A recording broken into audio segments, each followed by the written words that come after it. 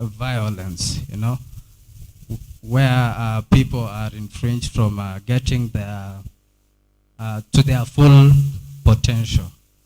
So I want to thank all the partners. Thank you so much. Yeah, thank you so much. Makofi yake iko wapi? Yeah, thank you so much. I think next we'll have IREP, and to our viewers who are watching us via Facebook Live, remember this is the annual Girls Summit. I'm responsible foundation. Girls, you are responsible. Can you say I am responsible? Can I hear I am responsible? Okay, girls or children, you are responsible for anything that's happened in your body. You are responsible to anything that happens in your mind. What I expect today is, I expect you to speak out. Speak out. Ukisikia jambo lolote ama kama kuna threat mahali kwa life yako, maisha yako, speak out. Enda kwa chief, report the case. Am I talking right? So I want you to report the case, girls. For today, I also expect girls to know their rights.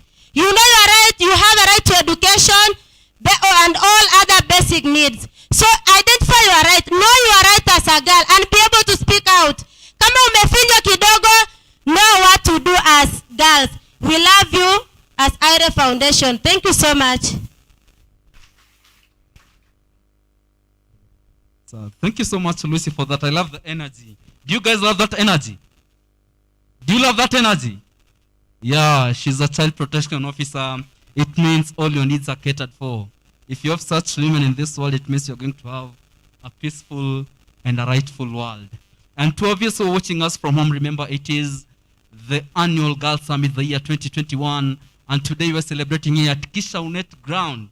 And you can see, as you can see from the other hand, we have students, we have stakeholders from the county government, we have our partners who are making this event more possible and more enjoyable. As we're moving on swiftly, I'd like to invite another partner, the Tekla Lorupe Foundation. Kindly take the stage.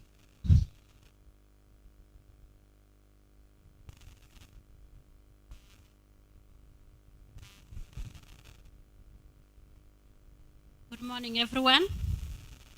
Good morning. Bwana asifiwe.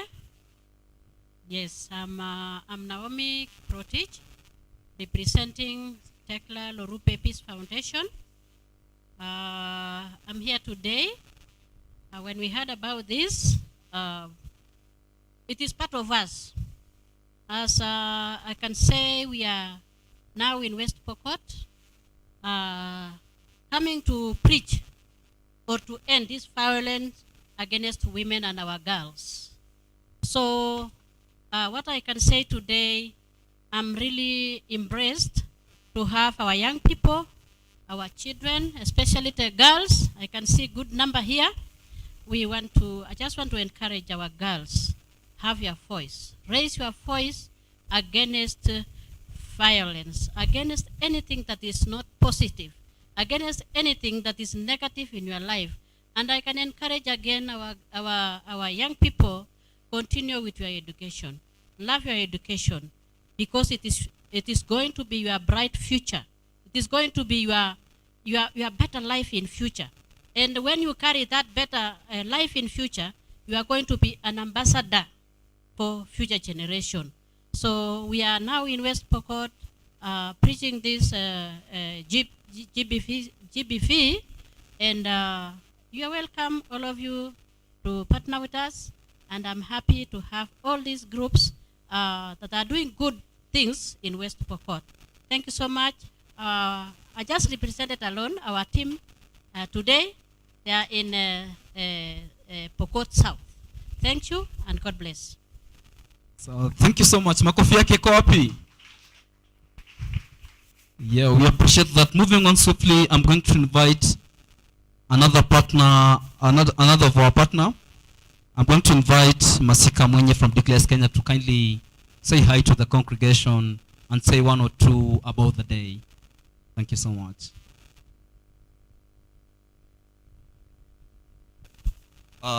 Thank you, Clement. Good morning. everyone. My name is Masika. I work for Declares Kenya. It's a youth-led organization that works to ensure, or rather to better conditions for young, or rather for women, including girls and young people, you know, so that they can make their informed choices on their sexual reproductive health. So on issues to do with gender, we advocate against female genital cut, early forced marriages, and of course the issues of pregnancy. So it's good that a lot of partners are here to ensure that we drive, or rather we put our synergies together to ensure that we realize the objective of, you know, making sure that a girl or every child is at school and gets better and quality education today. So I won't talk much now. Thank you so much for this. Karibuni sana wale ambao wamefika. And before I sit down, I'm told that we are actually very live on Facebook. So we can share to our friends back at home or friends back at the offices so that they can follow us from wherever they are.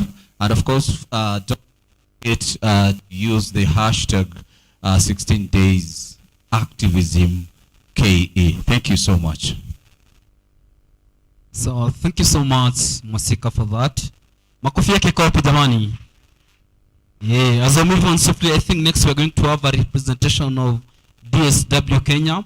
Then after DSW Kenya, we are going to have a representation of teachers. We'll start from Propoi Girls, then we go to Morpus, Orchum Girls, then Kacholiba. Then after that, I'll invite one of the students to speak on behalf of all the students who are here. Then we shall proceed on swiftly. And for our viewers who are back at home, remember you can just post your comment. We shall sample some of them in the course as we are continuing with the discussion. If you have a question probably to either the teacher, the county government, the CSOs who are present today, kindly post your question on the screen. We'll sample them as we are proceeding. Kindly, a representation of DSW, take the size.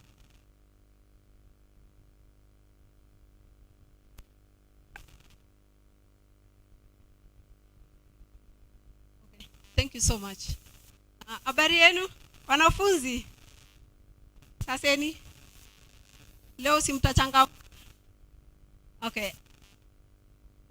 I work for an organization that focuses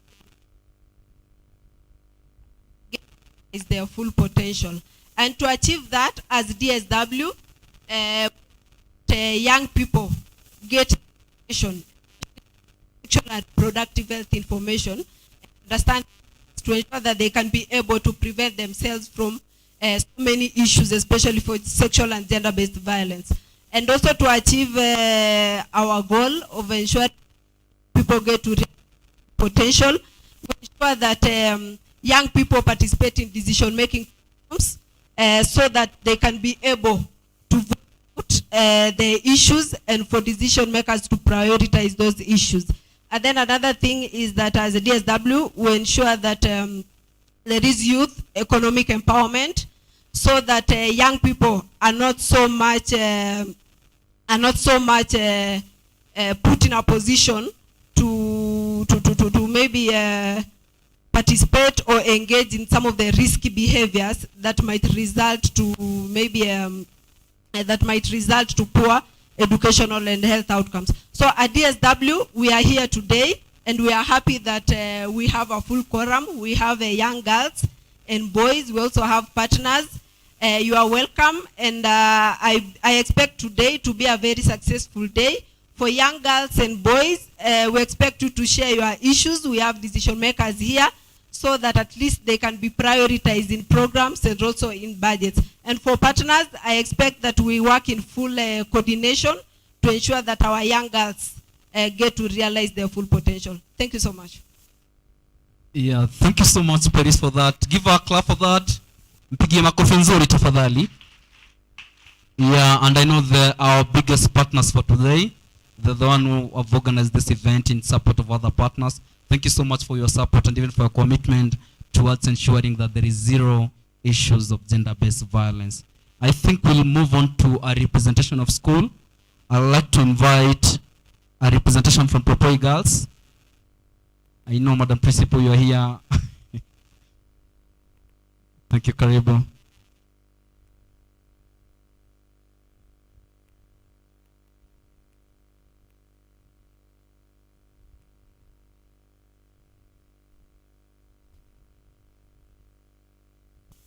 Thank you so much. Thank you so much for this opportunity. Good morning, girls and boys. Morning, girls. It gives me great pleasure to have been invited for this particular occasion to mark the International Day for the Elimination Against Women. And I like the theme for today because it actually specifies when this violence needs to come to an end now. End violence against women now. And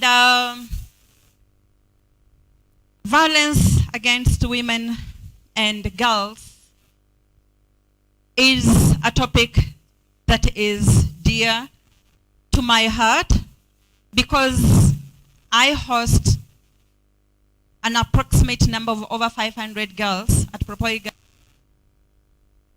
And some of them have been victims of GBV.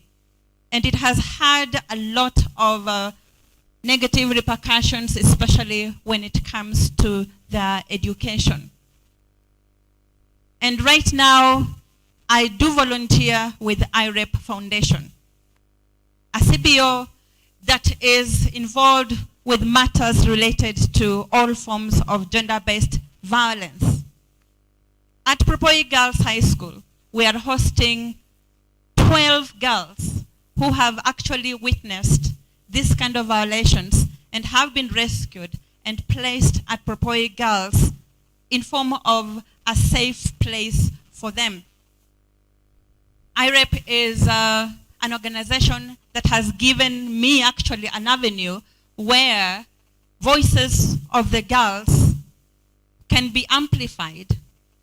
An organization that is dealing especially in terms of protecting the girls, empowering them, making them realize that they have a voice, that it is not just about being given a safe space, but it is also about voicing, giving them a voice, an avenue where they can air everything that pertains or anything that is actually making them not to achieve their dreams, not to achieve their goals. Whatever potential that is in them, they're given that kind of opportunity to do just that. Now, I have come with representatives from Propoi Girls High and also teachers from Propoi Girls High. And they're here with us to come and witness whatever it is that this day is all about. It is not just about rescuing the girls. It is also about empowering them. And not just the girls, but also their mothers, you know. And I know as a part of a volunteer team in IREP, we have done a lot to empower the girls and also their mothers back in the villages. And from the remotest part of Masol ward in Kotulpo, we have over 20 girls that we have actually rescued that are in danger of undergoing the cut. And luckily enough, we have been given a safe place for them at Ortum Girls Primary. And some of them are here with us. And I'm sure they are going to realize at the end of this particular day how important they are in the society so that they are able to know exactly whatever it is that they can do to make the society a better place.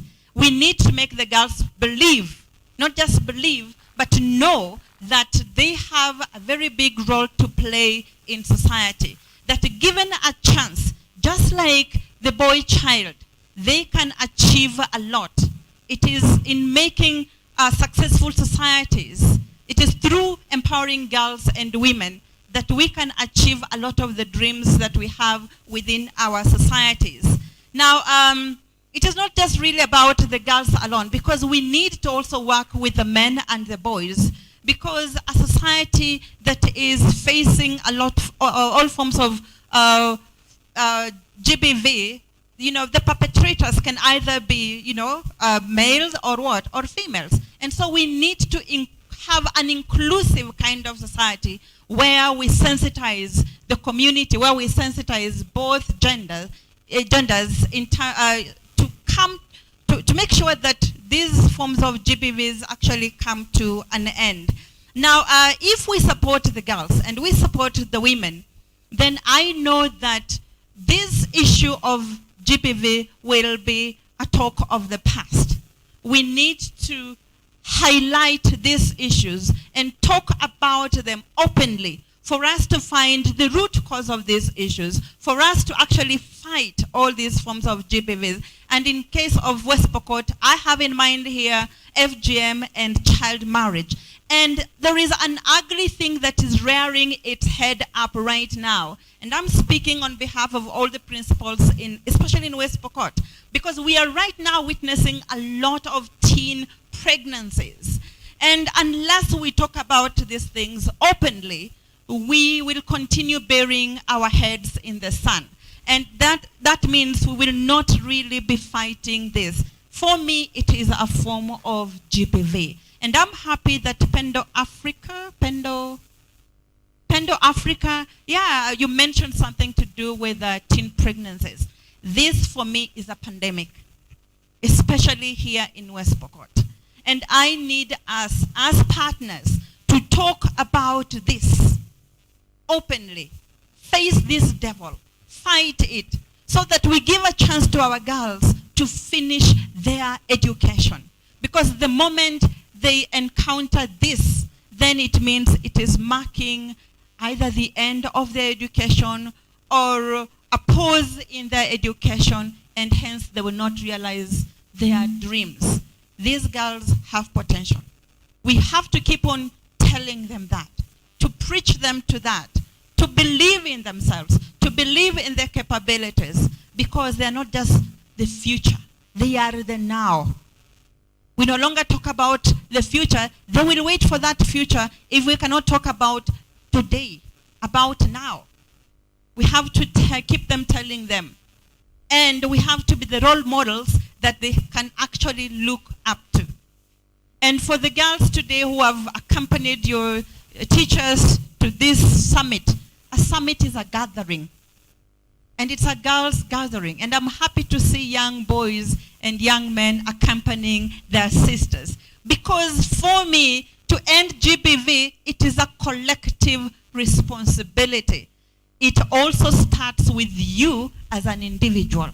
If we do this together and with all these partners, I am sure we can do this and we can fight against violence against women. And we will have to start with that now. Otherwise, I really want to thank you for this opportunity, and I hope that the girls will leave this place better people, educated, informed, and they're going to be whatever it is that God has actually destined them to be. Before I end this, allow me to recognize my boss, Mr. Kosilei.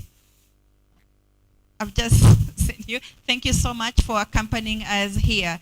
We are also here as a Minister of Education, of course, and of course, as I'm also representing so many principals in the entire county, and I want to thank my employer, the TSC, for having given me this chance to be here today. Thank you so much. Yeah, thank you so much. Yeah, indeed, you mentioned two powerful words: inclusive society and collective action. Indeed, we need to accommodate our daughters and our women in this society. We need not to have a society where men are the only one progressing. And the second powerful word, they say collective action. As men, what are you doing? Are you just here sitting attending the event? Or are you doing something on the ground to ensure that at the end of the day, as you're progressing, your sister is taking the same step as you? Thank you so much, Madam Principal, for that. Next, I'm going to invite a representation of Murpus Girls. Murpus Girls. Yeah, as she's making her way on stage, for our viewers back at home, remember, you can post your comment and even your question. Go to Twitter post at Declares Kenya, at DSW Kenya, and remember to use the hashtag 16 days of activism KE. Remember, 16 is a numerical, D use a capital D, and for activism use a capital A, and the KE, they are all capital. Kindly karibu. Thank you. My name is Dorcas Lotome. I'm a teacher at Morpus Primary in charge of the rescued girls. I'm also an activist. Together with me today, I came with learners from St. Elizabeth Girls High School, courtesy of Madam Caroline Menach. Together with her two teachers, we are 19 in number, 20 from primary, and then 9 girls from the secondary option. Like the theme today says, we should end gender-based violence. As a school, as an institution, we work together with St. Elizabeth Girls, and we have managed to rescue quite a number of girls. Some of them have exited. Some of them are still in the system. We are still receiving more. So the beauty of the whole thing actually is to ensure that our girls are empowered psychologically. They are also empowered from that environment that they were once tormented. And we look so much at the issues of guidance and counseling, at least bringing them back from the society that once discriminated them. And we are happy as an institution because the work that we do together with the World Vision and this other organization has had a very positive impact on our girls. We are producing girls even to the university, and I'm very sure in the near future we shall have a very, very concentrated society, a society that values humanity in terms of our Pokot girls and other girls. So what's unique also in our institution is that we are not missing 1 or 2 boys who come there, and I'm happy today that I'm seeing boys in the audience. I'm very grateful. Our boys did not come here, but back in our institution, we have boys. And when you look at the issues of these boys, some of them have very unique issues that possibly the society has not yet realized. So I'm calling upon my colleagues this day, the partners, that as much as we are moving with the girls, we also have boys with unique issues. So it's my call that we move together, we ensure that the society that we are in protects everyone. Thank you. Madam, welcome. Thank you so much. Thank you so much, Madam Doreen. Yeah, my name is Abigail, and I work with the Global Give Back Circle. We work very closely with St. Elizabeth Girls High School. You may be wondering why I'm here. So Madam Caroline asked me to accompany the girls. And as the Global Give Back Circle, we are very passionate about girls, and we are working at Morpus. So for us, we look into empowering girls and inspiring them and making sure that they continue with their education. So for us, we have a center there where once girls have graduated from high school, they come to the center and we take them through various training, the 21st century skills, just to make sure that they're empowered as they go back to their communities. And we also offer them mentorship. So for us, it's a way of trying to end FGM and a way of us trying to make sure that they have secured their lives and they are able to fight for themselves and go back to the community and also empower their peers and the young girls and boys, because we believe that change comes from mostly women in the community. So for us, by empowering our girls in the community and working closely with each girl in West Pokot, we are able to bring this change that we want. So I'm very happy about the initiative and us celebrating the 16 days of activism. against gender-based violence, because this affects our boys and girls across the country. So thank you so much for inviting us, and this is a very good event. I hope to be part of this again next year when you invite other colleagues. Thank you so much. Yeah, thank you so much. Makofi yao iko wapi? Yeah, indeed, as you're coming, you're most invited next time and next time. This is an event that requires for collective action, as someone has spoken about earlier. The next person I'm going to call is a representation of Kachaliba, one teacher from Kachaliba. Then after a teacher from Kachaliba, I'll ask Viola Kakuko to be around, because I think she'll be speaking on behalf of all the students who are here. A teacher from Asilong? Kindly. Yeah, as she's making her way, kindly Viola Kakuko, be ready. I'm told you're going to speak on behalf of the students who are here today. Then after Viola has spoken, I'm going to invite Mr. Kosilei to speak on behalf of the county government. Then after that, I'll invite Mr. Oigo to give us the current West Pokot County GBV status. Thank you so much. Karibu. Okay. All from AIC Asilong Primary School, that's North Pokot Sub-County. So today, we have come with our team, a team of 5 schools, that is AIC Asilong. We have Katuperot Primary School. We have Kachaliba Muslim, Kachaliba Mix, and Orolo DB. Our major target, we work with the DSW under HAPA Club. We deal with the young adolescents, that's age 10 to 13 years. So our major point of coming today here, we come to end, our vision is to end gender-based violence. So ours, we normally have sessions. We deal with the sessions in our schools. We teach those young girls and the young boys, especially we teach them on courage. We want them to speak out alone without the help of anyone else. Let them speak out. Let them come out with their issues that they affect themselves. You know, us, as people from North Pokot, especially sub-county, we still have gender-based violence. We still have FGM. We still have major dropout of schools for our young girls.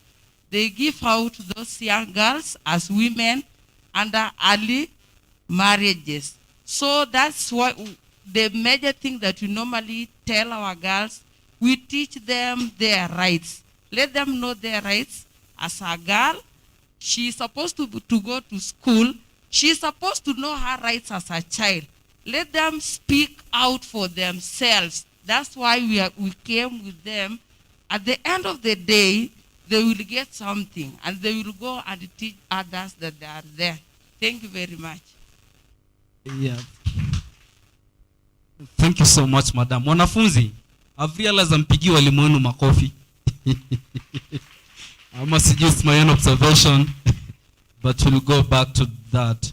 Maybe before I invite Viola Kakuko, I know a representation of World Vision is around. If one of you can kindly come and say hi and talk to the congregation, probably give us your view of the day. Karibu.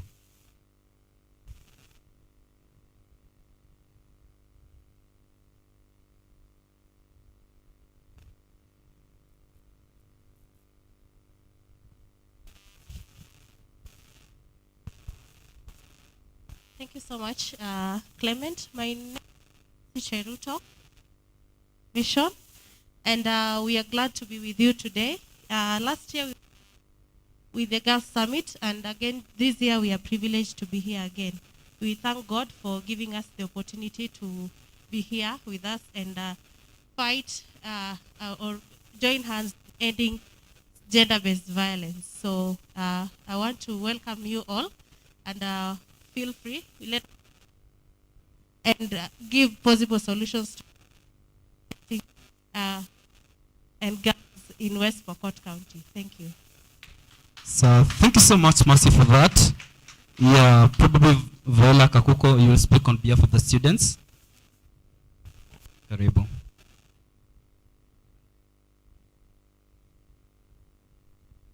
Thank you so much for this opportunity.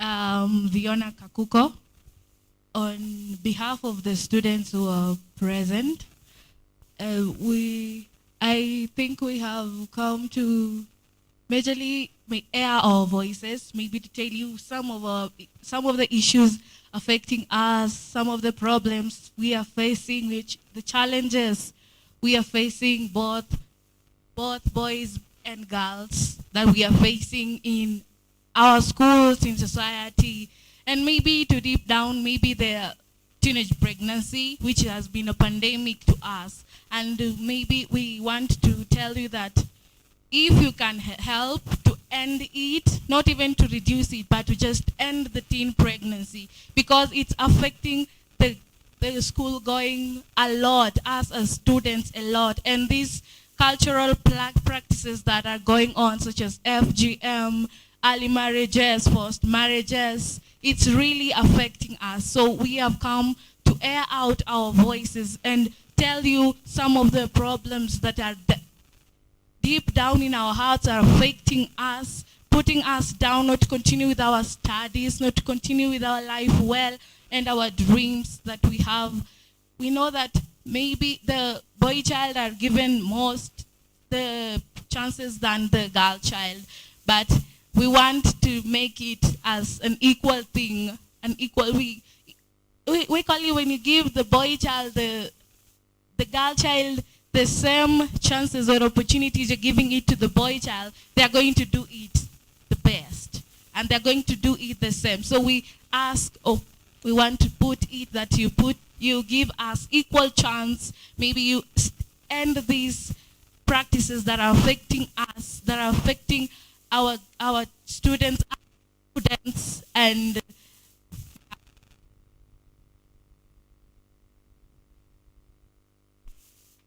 Yeah, thank you so much. Makofi yake kwa wapi wanafunzi? Yeah, thank you so much for that beautiful message and that beautiful communication. Yeah, I think next, before I'm going to invite one of the students from the primary school who is ready to speak on behalf of their colleagues. Nani andaka kuongea upande hii kwa niaba ya wanafunzi wenzao wale wa primary? Sawa, karibu tafadhali. As she's coming, I think there's someone else who will be speaking on behalf of the UNFPA Advisory Council. I know they've sent a message. Somebody will be reading it out for us as we are proceeding on swiftly. And for all viewers who are watching back at home, remember it is the Girls Summit of the year 2021. And as you can see from the poster, our theme of the day is End Violence Against Women. Not tomorrow, not yesterday, but today. Kindly karibu.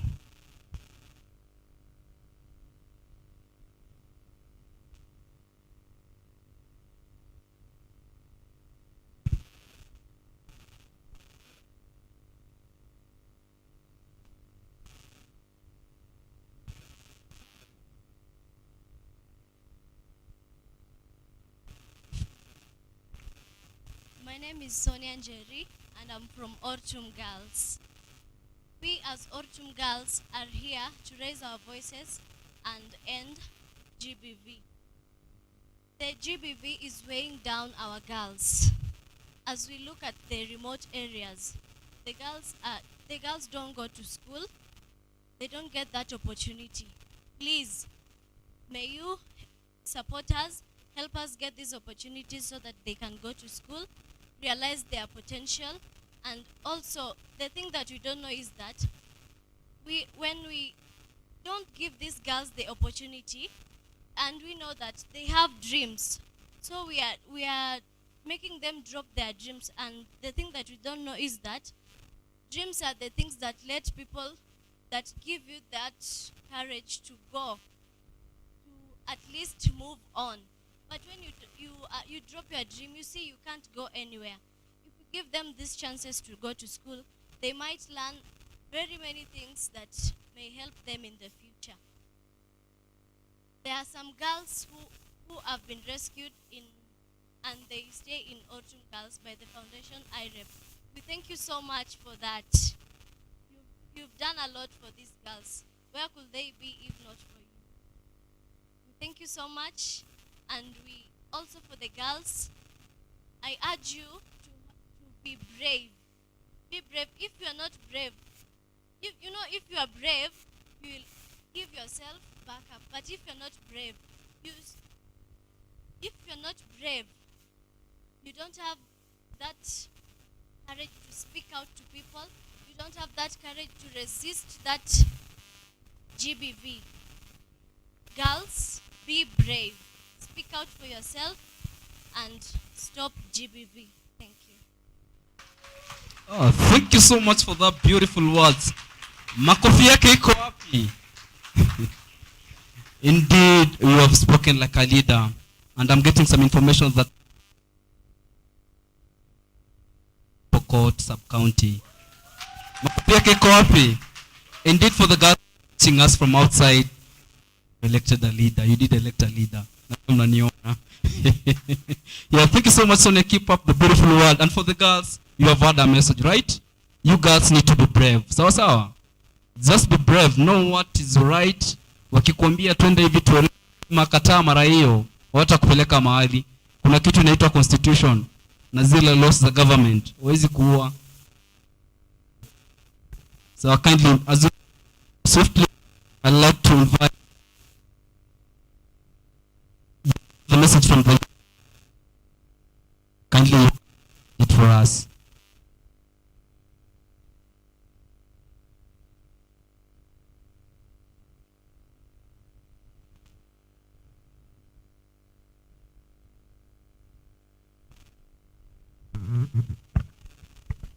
So, good afternoon, ladies and gentlemen, all protocols observed, girls from different schools.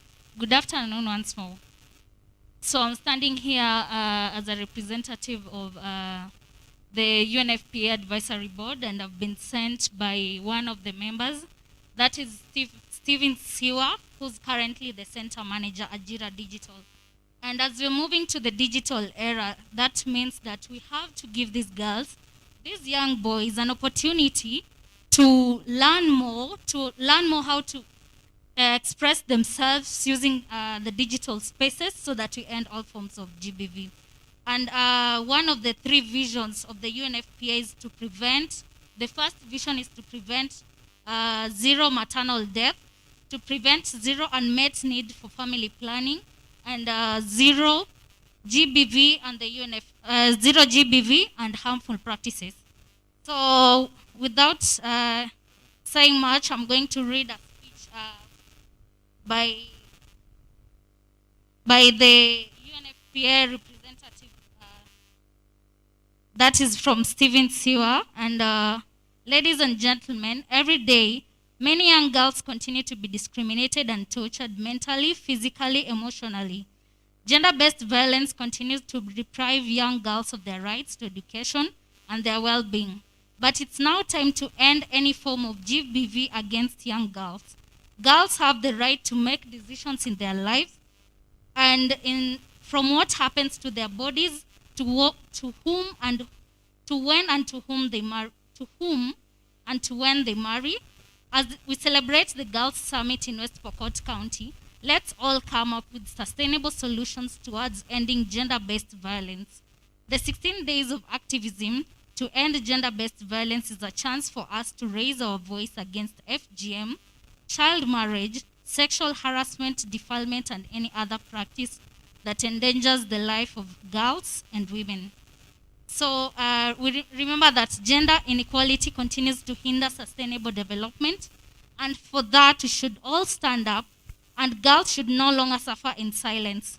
From Stephen Siwa, that is the UNFPA Youth Advisory Panel, member West Pokot County. So this is a privilege because we have a son from the soil. So that means girls, you have the right to speak up. Speak up to end all forms of gender-based violence, okay? Don't remain silent. Thank you. Yeah, thank you much. That was the a message from UNFPA Youth Advisory, right?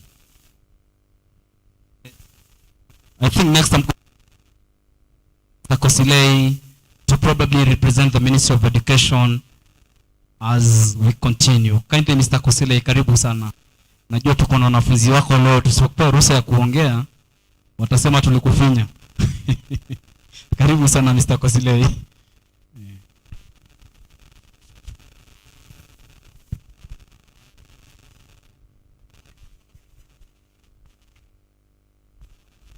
Partners present, all protocol observed, students, wanafunzi ya mjambo.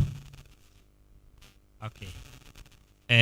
May I take this opportunity to thank everyone for attending this important meeting and trying to share the challenges, experiences, and the steps we have taken in trying to curb gender-based violence. I know gender-based violence is a common phenomenon in our county, which has deprived our girls an opportunity to have their potential developed and to have their education. We know that coming together in this forum and many other forums and many other programs will mean that we will have to try to curb this vice that is actually eating a lot on our education, our children education. If you look at our enrollment at the early ages, at ECD, at the lower primary school, you find that we are almost at bar. Boys and girls are almost at the same numbers. That is, when you look at the percentages, they could be around 50% or 51%. But as we progress towards upper primary school and even secondary school, you find that disparity come in. You find that most girls will have dropped out of school due to these early marriages,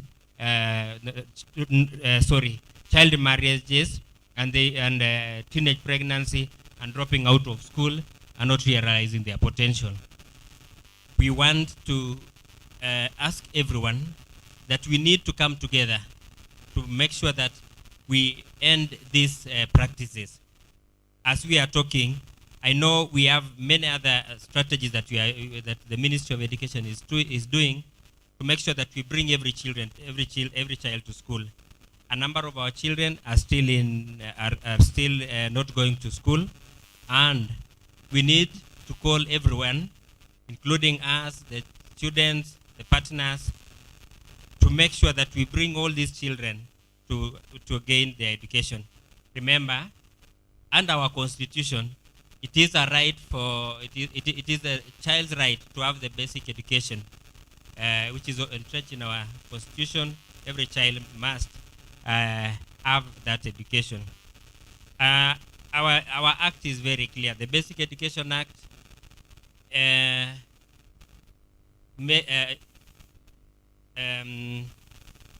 make sure, or it is entrenched in our basic education, that every child must go to school, and there are penalties. There are legislation that govern all these things. So we need to come up and make sure that every child is attaining this. I want to thank everyone. I know we have our girls who have been readmitted after teenage pregnancy. So I also want to thank the principals of those schools and other partners who have come in to assist. Let us make sure that after these girls undergoing maybe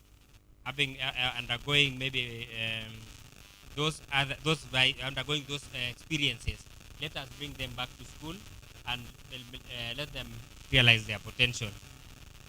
I know there are many programs that are going. We have life skill programs that try to equip these children with the skills and techniques that they can cope with pressures, that they need to understand themselves. They understand how to resist peer pressure, to resist the use of drug abuse, which is also a menace. So we need to continue talking. You also need to provide psychosocial support for our learners, so that for our learners and the parents who are affected by incidences of SGBV. Thus, if we so that we make sure that we bring in the self-esteem of our children, and they develop and recover back, particularly on particularly the survivors. So we need to come up with programs to make sure that the survivors are brought back and their self-esteem is maintained for them to realize their dreams and their potential. We shall work in collaboration with all the partners, with all of you, and we don't take this for granted. We really appreciate the efforts that you take in assisting or in complementing what the government is doing, in making sure that we improve access, retention, and completion rate of all the learners, both in primary and in secondary school. With the inception of the competence-based curriculum, which is CBC, your efforts or your contribution is highly welcome. Our schools are open. Just go to a school, teach our learners, and give them the right direction. I know the children cannot be complete without the society. We also need to read the society, try to tell them that the culture is dynamic. Let us embrace the good cultures that will take our county and our children to higher level, and try to shun away those other cultures that are retrogressive, that will negatively impact the development of our children, both boys and girls. We also need to go further and meet the political elites. We need to go and send the message to our leaders that these forms of, they need to support us in making sure that we end all these forms of GBV. Remember, in most cases, our political elites may not be willing to open up and condemn these vices, maybe in fear of losing their votes.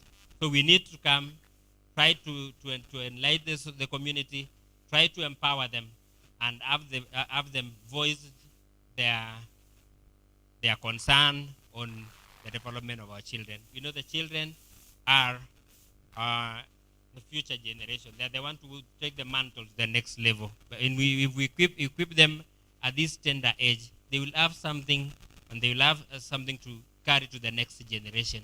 So it is upon all of us to continue the same collaboration, the same teamwork that we have seen, and I hope, or we believe that going forward, we shall have a changed society.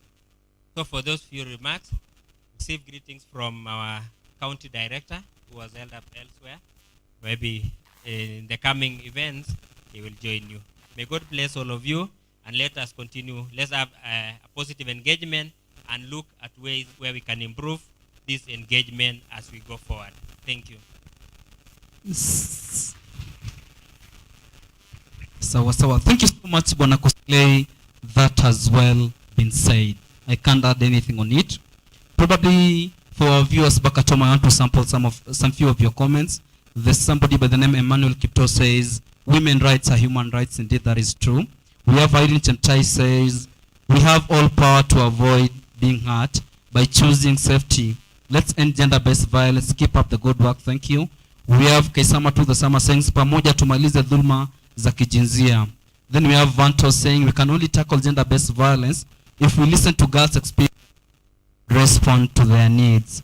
Then we have Abdul Adani says, hashtag 16 days of baptism KE.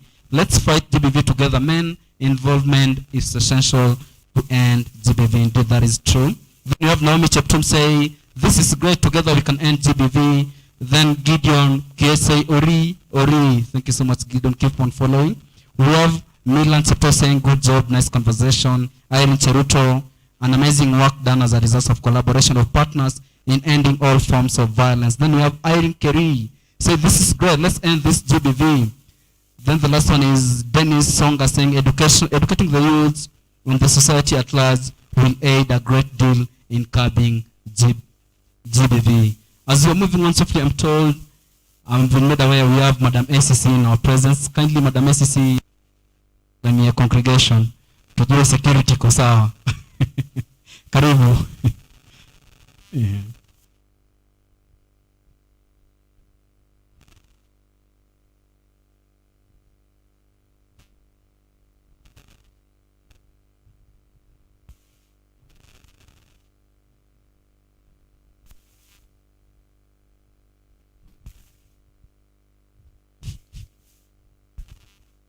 Good afternoon once again. Girls power. Aya, wasichana kunasikia njaa. Girls power. So my name is Emily Ogola. I'm Assistant County Commissioner from the DCC's office. I'm here on behalf of the County Commissioner, and I want to assure you that you have this blessing. I want to say I'm so proud of the progress that is going on in West Pokot, especially the work that the partners has been doing to end GBV.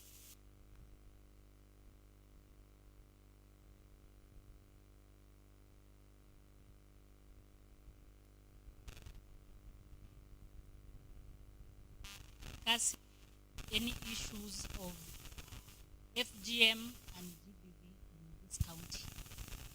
And I want to say that we'll support the partners in ending these retrogressive cultures to support our girls.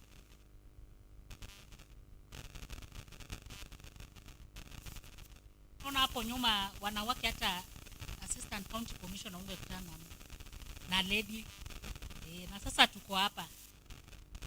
It is girls that it is possible, and we can only do this if we give our girls a chance to go to school. I want to say that partners, wale wasichana ambao walipata hata watoto, si tuwapatie chance tuwarudishe shuleni jamani. Yeah, so that we can give them second chance. It is not the end of the world.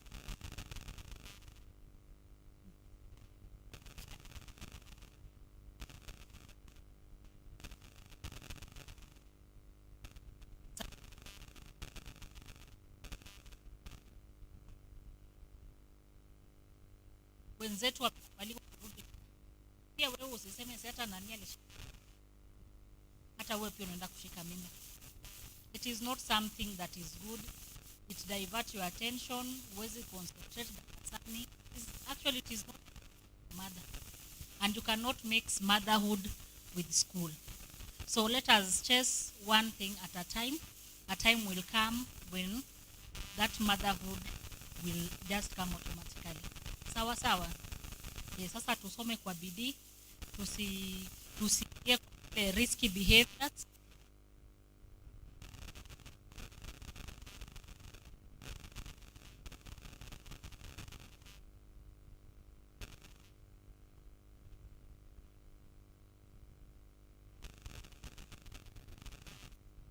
Nasema it is fashionable to take bang. Mimi kitambo nilikuwa naogopa hata ni huyu mtu wa bangi anakaaje. Kumbe hao watu wa bangi ndio nyinyi siku hizi. So it is bad to involve yourself in these things that come with peer influence. Unaona mtu anavuta bangi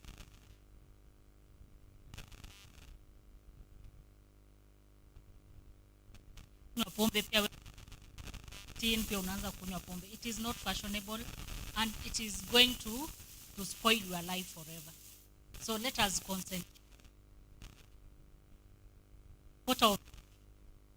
And I want to say that if anyone of you feel that I should even come to do mentorship programs in school, I'm surely willing to come. Sawa sawa. So I want to assure our girls that the government is going to support you, is going to protect you on your rights. And as I heard one of the presidents,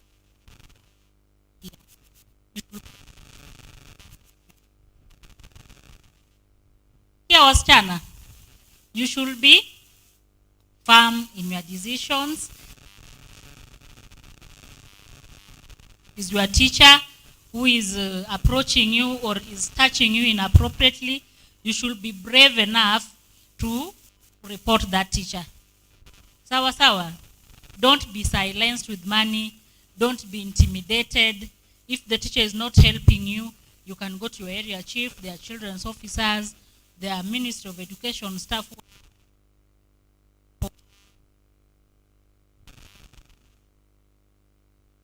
Hata kama ni nyumbani wanakulazimisha kukeketwa, you are free to come to our offices so that we protect you from those harmful behaviors.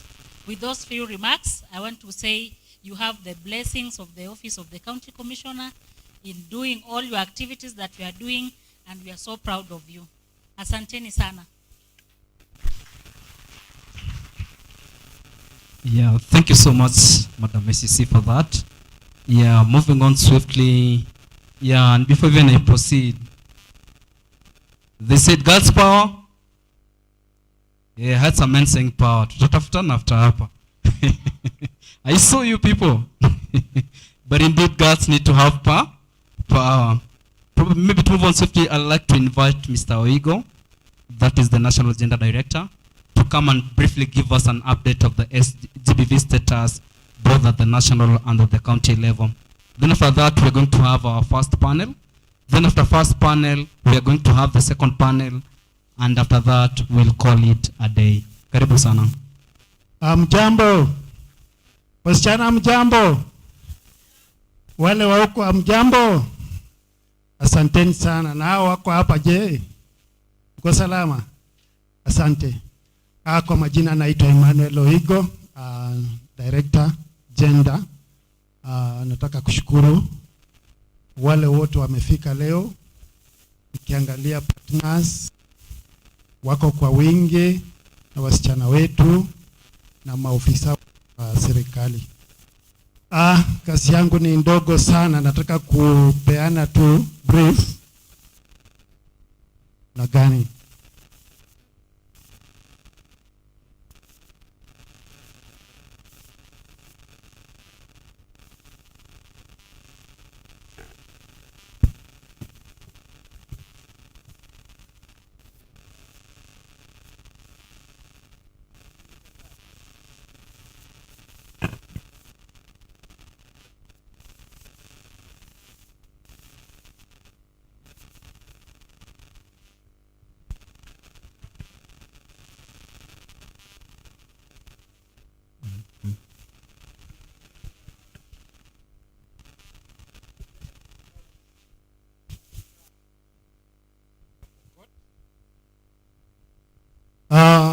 Asante. Kwa siku ya leo ni siku ya muhimu sana. Tunaita kwamba 16 days of activism, na hii siku ilianzishwa 1991 na wadau katika nchi za ng'ambo, na hii siku inatakana kusaidia kueneza ujumbe wa kusema ya kwamba mama na watoto wanatakana wapewe heshima ya kutosha. Kwa hivyo ni siku ya muhimu sana, na hapa upande wa West Pokot tumekuwa na Girl Summit ile imetuleta hapa leo. Now let's look at as West Pokot tumesimama aje tukiongea mambo ya gender based violence.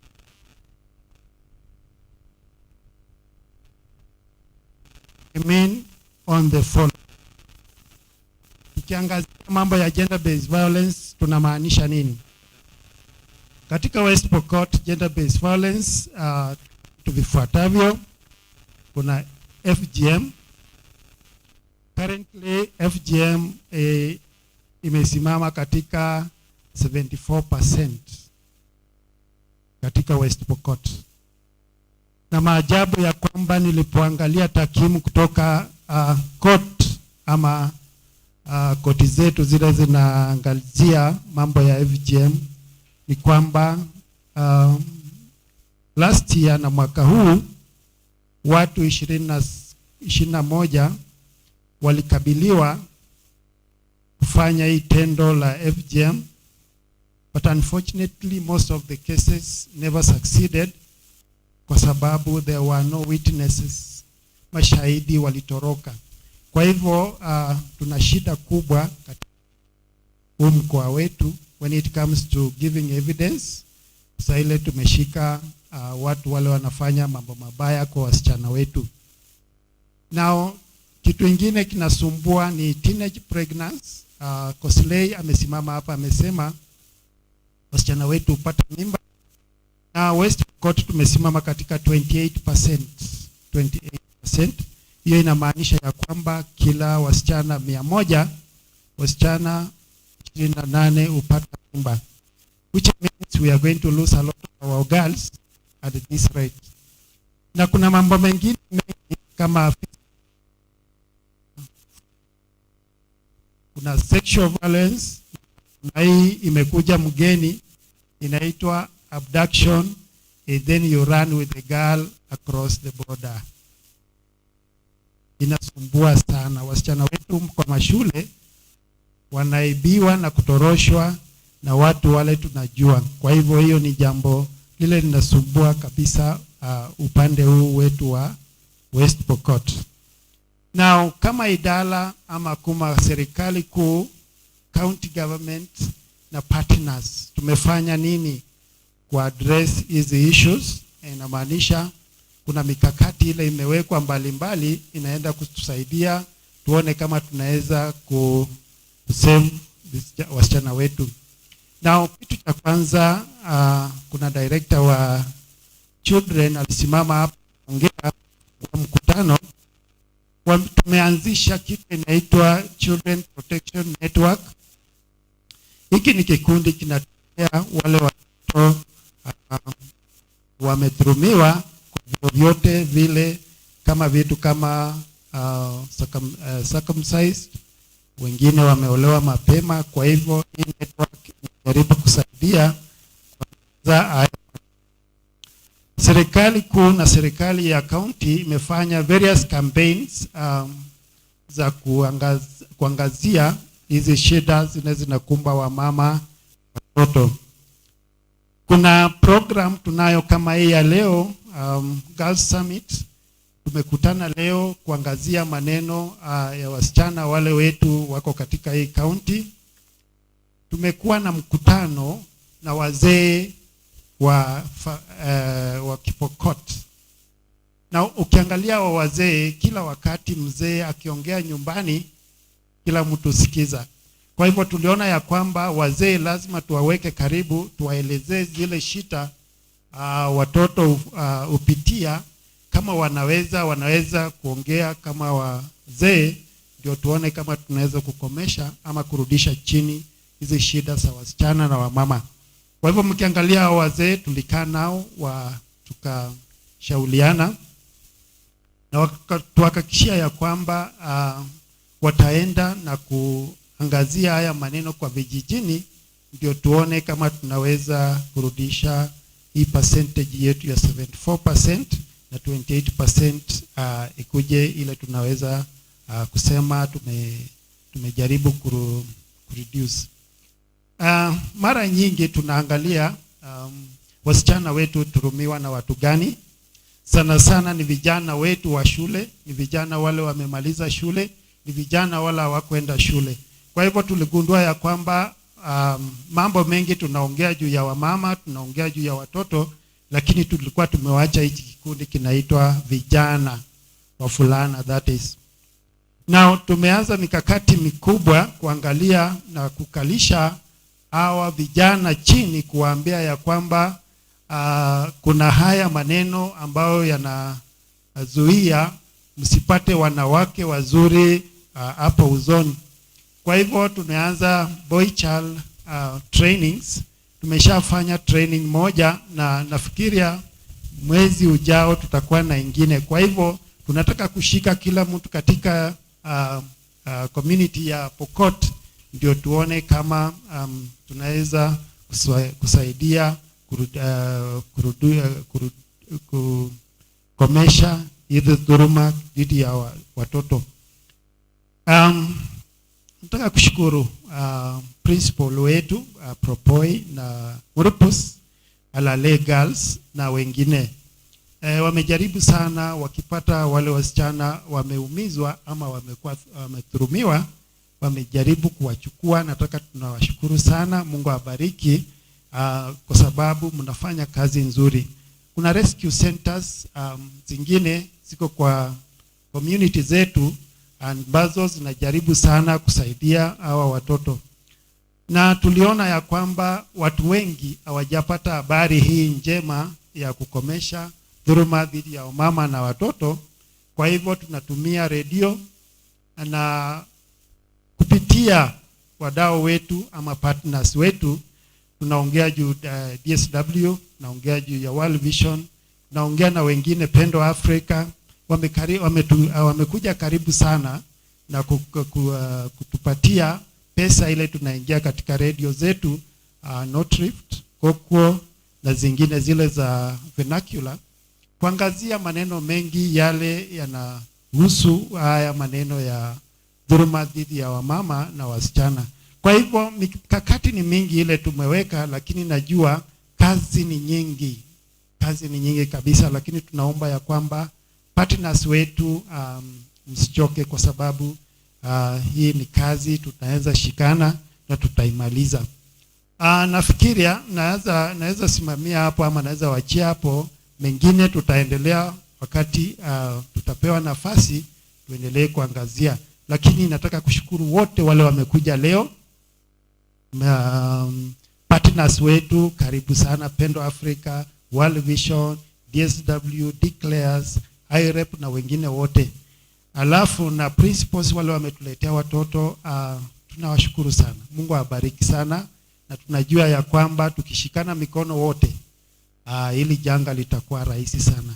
Kwa hiyo mengi nataka tumatia hapo na kusema ya kwamba wale wote mmekuja, asanteni sana na Mungu awabariki.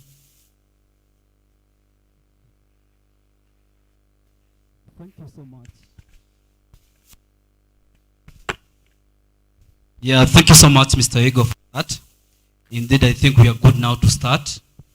Kidogo kabla tujaanza, naomba upande wetu tusimame sote, tusimame kidogo. Ndio wengine tumeanza kulala na tumevaa viatu. Tutachafua mattress. Tutachafua mattress wa jameni. Aya, stretch kidogo. Najua wanafunzi hapa ni wengi. Si mnafanyanga shairi? Ile posti ya kukataa. Umeona hiyo? Nikisema tunakataa wote tunaenda hivyo, sawa? Nikisema tunakataa wote tunasema sawa. Weka sura ikuwe ngumu. Sawa sawa, mara 1 2 3 tunakataa. Ya pili, ukeketaji, mimba za mapema, watoto kuharas. Thank you so much. So you can have your seat. Yeah, I think now we are moving on to the next session. I'm going to invite my panelists. We are going to have the first panel. And in this panel, we're going to have 7 colleagues. First, to introduce, I'm going to invite Emmanuel Kipto, who is a male champion in terms of advancing women's rights. Kindly, Emmanuel, you can make your way on the stage. Next, we're going to have Viola Kakuko, who is an adolescent champion from Popoi Girls. You can make your way. If I call you, try to hurry. You're so much behind time. We have Abigail, who is an adolescent champion from Asilong Primary. Abigail, wherever you are, kindly make your way. We have Dorcas Chepto, who is also an adolescent champion from Ortum Girls. Make your way on stage. We have Juma Lobolia, who is a mentor parent. Kindly, Juma, you can make your way. We have Viola Chepchumba, who is a teacher from Propoi Girls. And lastly, we have Khalif from Asilong Primary, who is also a male champion in terms of advancing women's rights. Kindly, karibuni wote. And in this panel, I know Masika, you will be you'll be part of the team that will be hosting this panel. Kindly make your way to yeah. Thank you. Who is missing? 1, 2. Sawa sawa. Thank you so much. Kindly, yeah, you can take from the other seats. Yeah, and for those who are watching us from home, this is our first panel. If you have any question concerning what our panelists will be discussing, or rather any query from the panelists, kindly feel free to shoot it. We are going to read it in the course of the discussion. It cannot be the other. No, it's okay, it's okay. You just, yeah, thank you. Yeah, and to our listeners, or rather to our viewers who are watching, after this we are going to have a plenary session. If you have a question from either one of the panelists, or rather if you have a comment that you need to raise, you'll feel free to raise it. Kindly, Masika, you can tell the colleagues who you are. Thank you so much, Clement. I think it's not working back. Okay. For those who are watching us live home or from their respective places of work, thank you, and of course stay tuned. All right. We are still using the hashtag 16 days activism KE, hashtag declares Kenya, hashtag support it, change it, and of course don't forget to tag at declares Kenya, at Pendo Africa, at DSW Kenya, at World Vision Kenya, at IREP Foundation Kenya, at West Pokot County Government. All right, right about time, I'm going to introduce our panel. And of course, I'll start from my right. From your right. Yeah, thank you. You can just tell us your name, the school that you're representing, if you're a parent, the community, or rather the village that you're representing, and if you're a teacher, probably just tell us which school are you representing. Thank you so much. Thank you so much for giving me this opportunity. I'd like to represent myself. My name is Dorcas Stepto, representing Morpus Primary School. Thank you.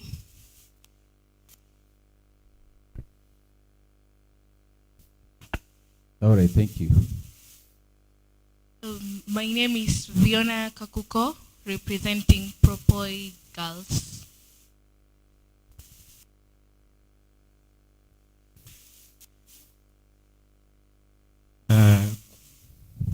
DSW and all the other partners, government officials who are here.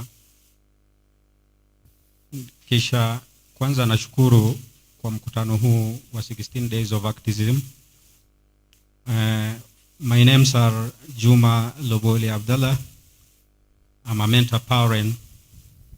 I'm representing my other mentor parents who remain behind. I'm representing Kacheliba Muslim Primary School. I'm a mentor there. Thank you. Thank you so much, Molim.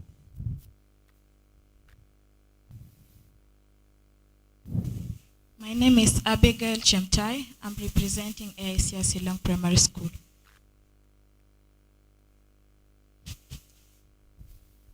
My name is Khalif Bilal. I'm representing Ororo Primary School. Habari zenyu wote. I'm Emmanuel Kipto, representing Youth Champions Declares Organization. Thank you, thank you. And lastly, Viola Chepchumba, mentor teacher.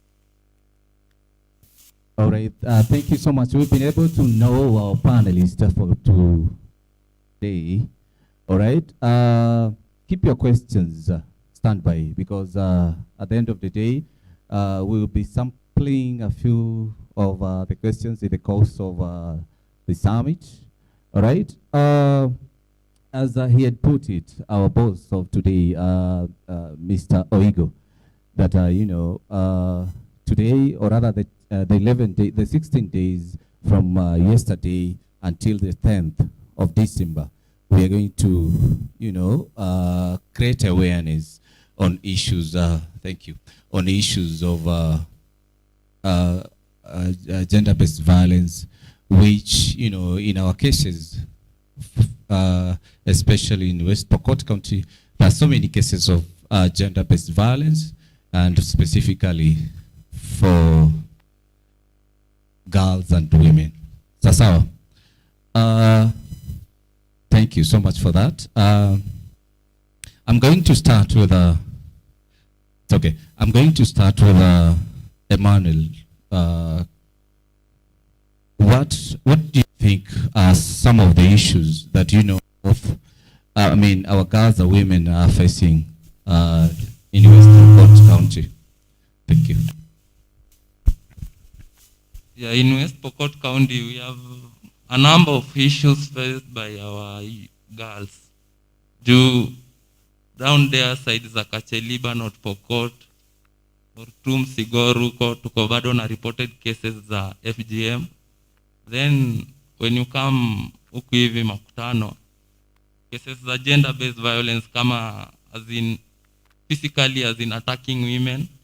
Alafu pia tumepata number of cases pia women have been sexually harassed. As in their photos maybe nudes zimeleak, mse mwenye labda they were dating with, walikuwa na date wamekosana, so the boy anachukua advantage ya wao kukosana, ending up sharing those nasty photos. Tumepata ime affect a lot of our girls to an extent of them killing, as in committing suicide. Alafu pia kama huku hivi side za West Pokot, I think apart from your gender-based violence was in that rate, we'll relate it na venye kuna mother alikuwa hapa akisema drug abuse na hizo mambo na use of bang. At most we'll find out our boys wako pale hivi wanavuta bangi, wanakunywa pombe. Alafu baadaye wakitoka pale their judgment inakuwa impaired. So you'll find a boy maybe amekosana na demu wake, but instead of following the right channel, solving that problem, amechukua kisu, ameua msichana pale. Inatuumiza sana kama mayouth. So I think venye hao wase wote tuko hapa hivi pushing for an end kwa gender-based violence, it won't be realized. We won't achieve what we need to achieve if we are not going to also fight mambo na drug abuse. It's very sad kupata venye alcohol na bang ina influence our youth saizi kwa society. It's bad. Alafu side za huko chini probably mother, just let me hold it back there kidogo, because you have mentioned some few points that I think will come back on later to you. But maybe before we proceed, Khalif, can you pass the mic to the lady sitting next to you? I know she hasn't introduced herself. Khalif is your neighbor. Khalif, the boy here. Mother, yeah. Pass it to your neighbor. Later, pelekea jirani yako ajiintroduce pia. Yeah, I know she missed the introduction part of it. Kindly tell us your name. My name is Sonia Njeri from Ortum Girls. Sawa. Thank you so much, Sonia. Before even you pass on that mic, I think the next question that I'm going to pose, I'll pose it to Dorcas, Vayona Kakuko, Abigail, Bilha, and Sonia. Probably as a young person in our society, I know the female gender face many challenges, right? Probably in your own perspective, or rather from the community where you come from, what do you think are some of the challenges, some of the gender-based violence challenges that women and ladies in your community are still facing? Dorcas, can I begin with you? Thank you, kindly. Thank you so much. I'd like to give out the points of which where I come from, the problems that are facing. In my community, there are many girls who have got early pregnancies because maybe their parents are not very responsible of taking care of their girls or their kids. So we can help them. I can tell these organizations which are helping these children to help curb these early pregnancies. And you know that anything that is causing problems should be solved. There are many people who are going through, and other girls who are just left at home alone. Their parents are drunk, they go away, they don't even come home, but they just stay at home. They stay at home alone. So while they're staying at home, there might be a problem because there are people who sometimes roam around. Then they can be got and they can even rape the girls. So it is better to take the girls to the schools or where they can be taken care of and where they can be safe and sound. And that could be very good. Even there are boys who are living miserable lives. They are just staying with their parents. Their parents are drunk. They are told to cook to brew. They are told to brew the alcohol. And that makes them to be in a bad life. They even wake up early in the morning, carry heavy water cans, and they just help their parents, but they don't go to school. So when they don't go to school, in future, they will have a very hard life, and their life will be incomplete. It will be incomplete. It will be completable. So I would like to urge this organization, may you help these kids and these fellow Kenyans and all the ones that need your help. And I also want to thank you. May God bless you abundantly. Anyone who is trying to help these youths or the kids or anyone, may God bless you and help you in anything that you need. Thank so you. Thank you. Thank you so much. That was so touching, right? Very touching, and I understand some of us are even emotional. Very true that, if we don't take our boys and girls to school, she's saying in future we'll have over dependency, and of course some of our kids will inherit even the poverty that we have. Thank you so much. Yes. And I know the questions that they're raising, I know the second panel is going to handle some of the issues that you have raised in terms of what needs to be done to ensure that our daughters have, or rather live a healthy life, or rather they access education to have the full potential of their ability. Probably as I pass on the mic to Viola Kakuko, kindly in 2 minutes just wrap it up, because I know we have a large panel and we have a lot to discuss. So if you have the mic, just roughly wrap your word in 1 minute, 1 minute, 30 seconds, then we see how best you're going to move. Then after that, maybe I'll give you Viola. After you finish, you pass it to Abigail, right? After Abigail, you pass it to Sonia. Then after Sonia, we're moving on to the next chapter. Kindly, Viola. Thank you for this opportunity. Some of the challenges that girls, majorly girls, are facing, it's FGM, female genital mutilation.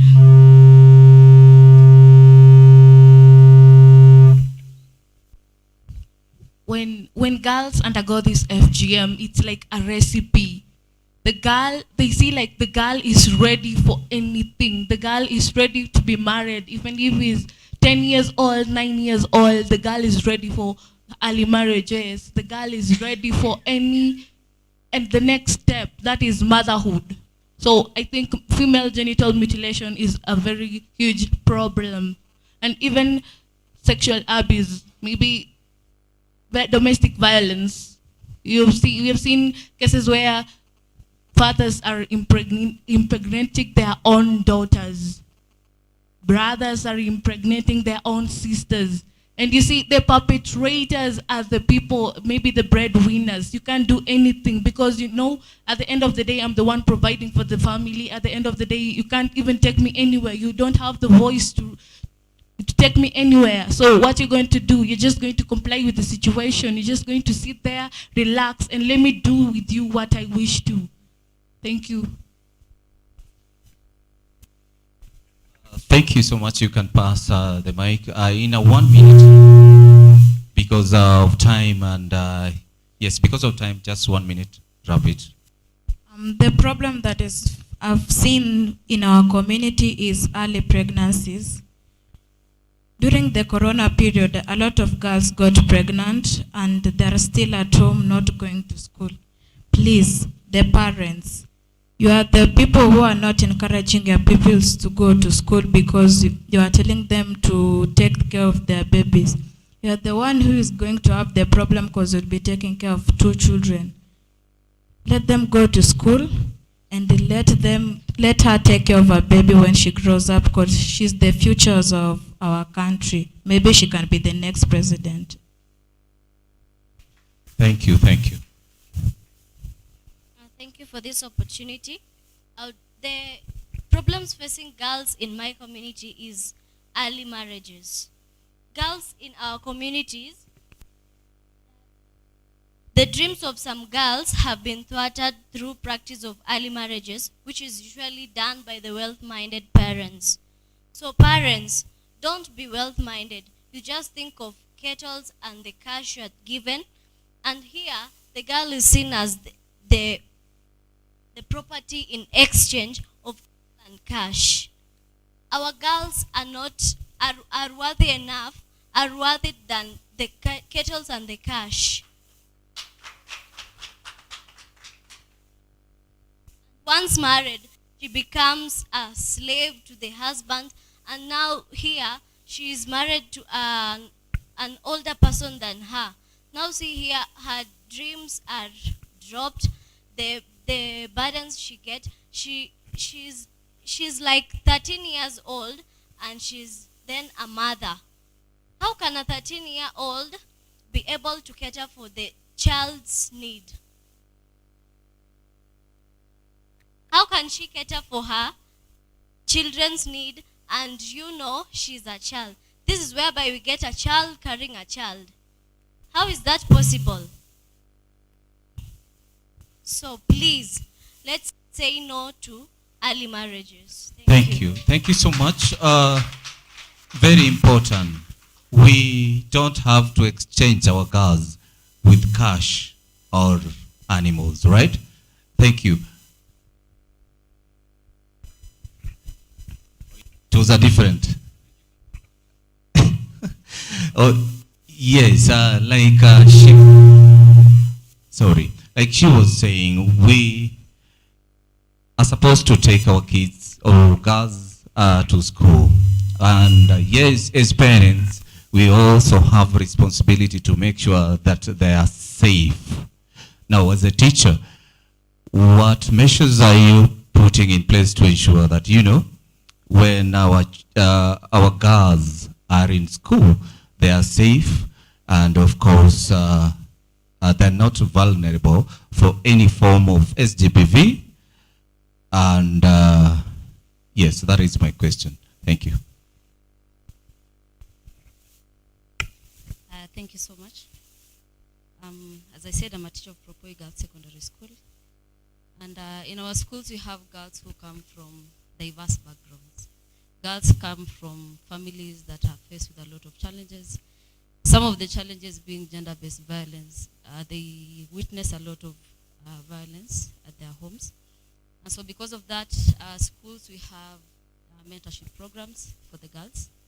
We also have guidance and counseling for the girls. We have departments for guidance and counseling, just to make sure that the children are mentally upright so that they can tackle their studies well. For the mentorship programs, like in our school, Propoi Girls, we have identified girls who are like peer mentors for the girls. Sometimes students find it hard to approach teachers to talk to them about their issues. And so they find it easier to talk to their fellow students or their friends about their issues. So we have peer mentors that they share the problems with. And sometimes they come to us as teachers of guidance and counseling and any other teachers so that we can mentor them and guide them so that they cannot get disturbed during their studies. Yeah, thank you so much, Madam Viola, for that. Probably the next question, I know you have mentioned something about guiding and counseling, and I know that part I'll take it back again to the students, because we'll need to find out from them, is it effective? We need to audit it so that we get from the horse's mouth. If not effective, what would they feel like it needs to be done? But probably before you move on to that, I think I'll go back to Mzee Juma Abdallah. I know as a mentor parent, or rather as a mentor parent, and I know you have heard most of the challenges that your daughters or even our sisters have mentioned. They've talked about FGM. They've talked about early forced marriages. They've talked about teenage pregnancy. maybe probably in your capacity as a mentor parent, what are you currently doing to ensure that these vices in the respective place that you are in is trying to be reduced, if not tackled at all? Kindly.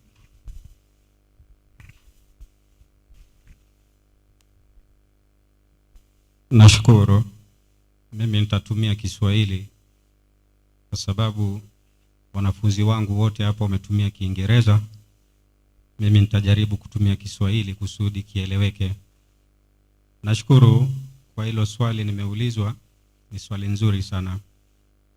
Mimi kama mentor parent binafsi, hizi cases za early marriages, FGM na mambo na SGBV, sisi kama mentor parents kule huwa tunachukulia, tunakuwa na community sessions na tunakuwa na peer learning session at our 5 schools which we represent.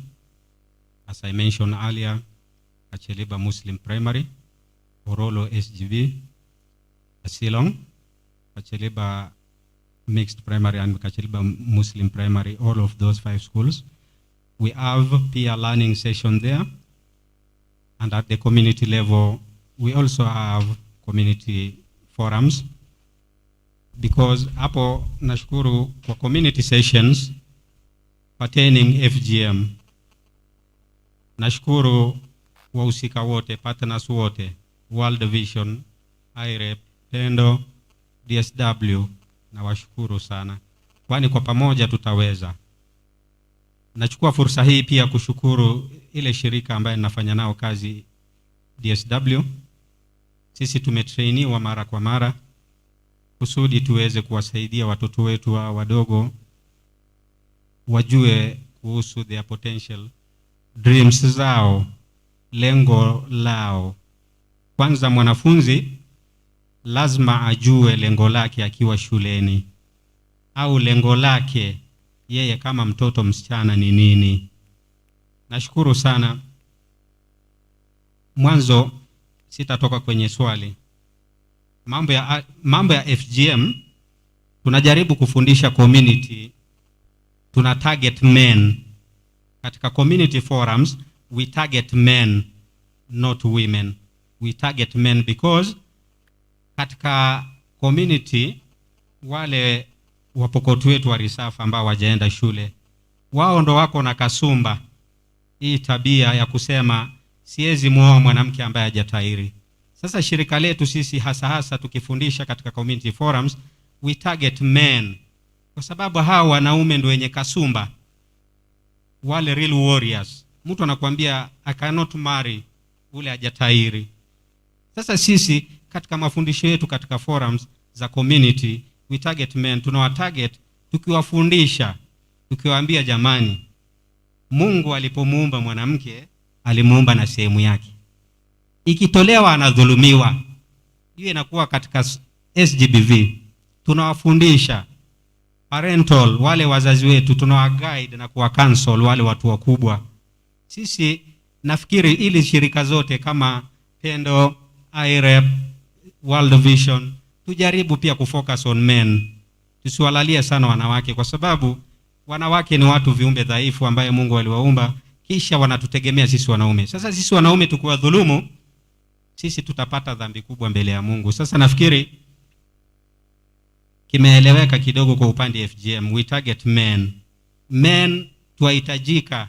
World Vision mu-expand knowledge na skills kwa wanaume wa risafu. Mwafundishe umuhimu wa kuoa mwanamke asiyekuwa ametahiri.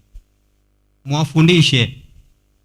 DSW imejaribu, sisi tunawafundisha wanaume umuhimu wa kumuoa mwanamke ambaye hajatahiri. Tukija kwa early forced marriage, kwa upande hii jamani, tumejaribu kuwafundisha wazazi wetu. Kuna guiding and counseling. Tumejaribu kuwafundisha. Nafikiri kwa sasa hivi kwa mapinduzi yetu, revolution yetu ambayo tumejaribu kufundisha, at least naweza wapatia 10%, kwa 10 nitawapatia 7. Wamejaribu. Tumewajaribu kuwaambia kama msichana wetu huyu hapa ni msichana mzuri, mimi namuombea Mungu kesho awe mtu mkubwa kusudi awafundishe wasichana wenzake. Nilijaribu kutoa mfano wakati mmoja. Mimi nilikuwa mwanafunzi pia na dadangu, tulikuwa class moja. Walimu wetu walikuwa wakituambia nyinyi ndio viongozi wa kesho. Mimi nikainua mkono nikamuuliza mwalimu, hii kesho ni lini? Akatuambia kesho ni kesho tu, ni sasa. Kesho ni sasa. Itategemea na wewe jinsi utavokaa na wanafunzi wenzako. Mimi dadangu aliinua mkono. Wakati mmoja mwalimu wetu alituuliza, we Mr. Juma wataka kuwa nini baada ya masomo yako? Nikamwambia mimi napenda kuwa mwalimu. Dadangu akaniambia mimi napenda kushika bunduki. Na kwa sasa hivi dadangu ni OCS. Ana command police station kule Embu. Simjimpigie makofi jamani. Na ndo sasa challenge kwa hao wasichana wetu wadogo, wasichana wetu na vijana. Na waambieni jamani, dreams are valid. Dreams are. Kuna Madam ACC hapa. Nashukuru. Huyu mama alisomeshwa na wazazi wake na alivumilia. Sasa challenge kwenu nyinyi watoto wadogo, na waombeni jamani, mkatae mambo na FGM. Mkitaka kuozwa ni haki yenu. Tukija katika peer learning session, tukiwafundisha watoto wetu shuleni, tunawafundisha wajue haki yao. Na kwa sasa hivi katika asilimia nitakaowapatia watoto wetu tunawafundisha katika peer learning session ni 10 out of 10. Wamefahamu haki yao, wamejua kila kitu kuwahusu. Tunawafundisha about sexual and reproductive health, wamefahamu. Sasa kwa hivyo mimi nashukuru kwa muda huu, kwa sababu wakati hauwezi kuturuhusu. Mimi nikipatiwa kuzungumza nitazungumza mpaka siku ya kiyama, lakini nitakatia hapo. Na washukuruni sote nyote, nasema asanteni sana. Asante sana, asante sana. Anasema makofi tena, makofi tena. Thank you. Anasema yeye pamoja na wazee wengine wanahusishwa sana kwa masuala ya GBV, gender based violence. Na uzuri wa kutumia akina baba ni kwa sababu mwisho wa siku wao ndo wanafanya maamuzi pale nyumbani, au sio? Kwa hiyo wakisema no to early forced marriage inakuwa ndio hivyo mpaka chini. Wakisema no to female genital cuts inakuwa ndio hivyo hivyo. Thank you so much. In regard to what you say, the male involvement, we have boys as well. Kuna Nadina hapo rafiki yangu na mwenzake hapa, najua pia they are playing a big part to ensure that whatever we committed to as the Kenyan government to zero GBV cases and harmful cultural practices inakuwa successful. So before I ask you the question, remember that we are live on Facebook, and thank you for watching us from wherever you are. This is 16 days of activism, and remember we are commemorating it in a special way. It's called the Girls Summit 2021. Let us know what you think. Keep the hashtag 16 days activism KE at Declares Kenya, at DSW Kenya, at Pendo Africa, at IREP Foundation, at World Vision KE. So couples, not couples, only pools. Thank you, Emmanuel. What, as boys, what part are you playing to ensure that our girls are safe out there and even in schools, so that they don't wawezi pitia haya maswala ya gender based violence? And for all of us, feel free to use Swahili language. Sasawa. Thank you. Yeah, as in kama mimi nimeweza kwanza mimi kidogo nikielezea historia yangu. Nimezaliwa katika familia ya wasichana na nilikuwa nalelewa na wao, na upendo wangu na wasichana ulitoka pale juu. Vitu zingine zenye zilikuwa zinanishinda nilikuwa napata dada yangu anaweza fanya zaidi kunishinda. So nilitoka hapo na hiyo mentality nikisema msichana hafai tu kuwa msichana wa kupika, kuosha nyumba, kufanya hizo vitu za boma. msichana ako na vitu mingi zaidi ya hayo yenye anafaa kuzifanya. So alafu pia imepatikana ni imezaliwa upande wa North Pokot huko Kasai. Huko pia wasichana wengi wanasukumwa na wanalazimishwa kuoleka na kubaki tu wakiwa pale nyumbani. So kwa hiyo kwa environment nimelelewa huko chini, nimeweza kuwafunza na kuwaongelesha wazazi wao kuhusiana na umuhimu wa kuwapatia wasichana nafasi sawa na venye wanapatia wanaume. Na results yake imekuwa mzuri juu kuna wasichana wenye walikuwa wanataka kuoleshwa ilibidi wamerudi mashule. Alafu kwa sasa ambavyo unaendelea kuwa, nimeweza kuwaheshimu wanawake na wasichana kwa ujumla na pia kuwaelimisha vijana wenzangu umuhimu wa kuhakikisha wasichana wanapewa heshima yao. So hii jambo la gender based violence tutahakikisha itaisha tu kama mimi na wewe tutakubali msichana anaweza fanya zaidi ya venye hata mimi mwenyewe nafanya. So we need equal opportunities. Tuhakikishe wasichana wetu si wataamka asubuhi kuosha vyombo na kupika chai wakingoja kupika lunch. No. Pia wao wapewe, kama ni biashara wafanye biashara, kama ni kugawiwa mpaka pia mali na hizo vitu zingine zote waweze kuinclude. So ndo society yetu iweze kusonga mbele juu Afrika saizi penye tuko kitu inaturudisha nyuma zaidi ni mambo na gender based violence. Lakini tungepeana opportunities ka venye wanaume wanapewa innovation, hizo vitu zote wanawake wengi wangekuwa wameisukuma juu. Nakumbuka economy za nchi mingi zinasukumwa na wanawake. Nchi kama China utapata wanawake wengi ndo wako pale kwa sekta ya manufacturing na processing. So they are growing. We won't grow kama tu tutabaki tukisema wazee ndo watakuwa viongozi na wamama watupikia huku jikoni. It's very sad. Thank you so much, Maja, for that. Indeed, you're well placed. What a man can do. What a man can do. What a man can do. Yeah, indeed, Maja, that is true. We need to empower our women. Back to you, Bilhal. I know I've known your work for the past 2 years or 1 year. I know I've interacted with you. Maybe ukikuwa pale shuleni, najua wewe ni male champion kwa issues ambazo zina affect wasichana. Probably if you can share with us, what have you been doing in a school setup? Time mefunga shule, what have you been up to? Kwa mimi in my community, me kama Pokot, vile Wapokot wana believe ati wanasema ati wasichana hawaendi shule, ni wavulana ndio inafaa waende shule. Cause ati msichana anafaa kuozwa ili mali ipatikane ndio kijana asome. So of which is fair. Then another one ni FGM.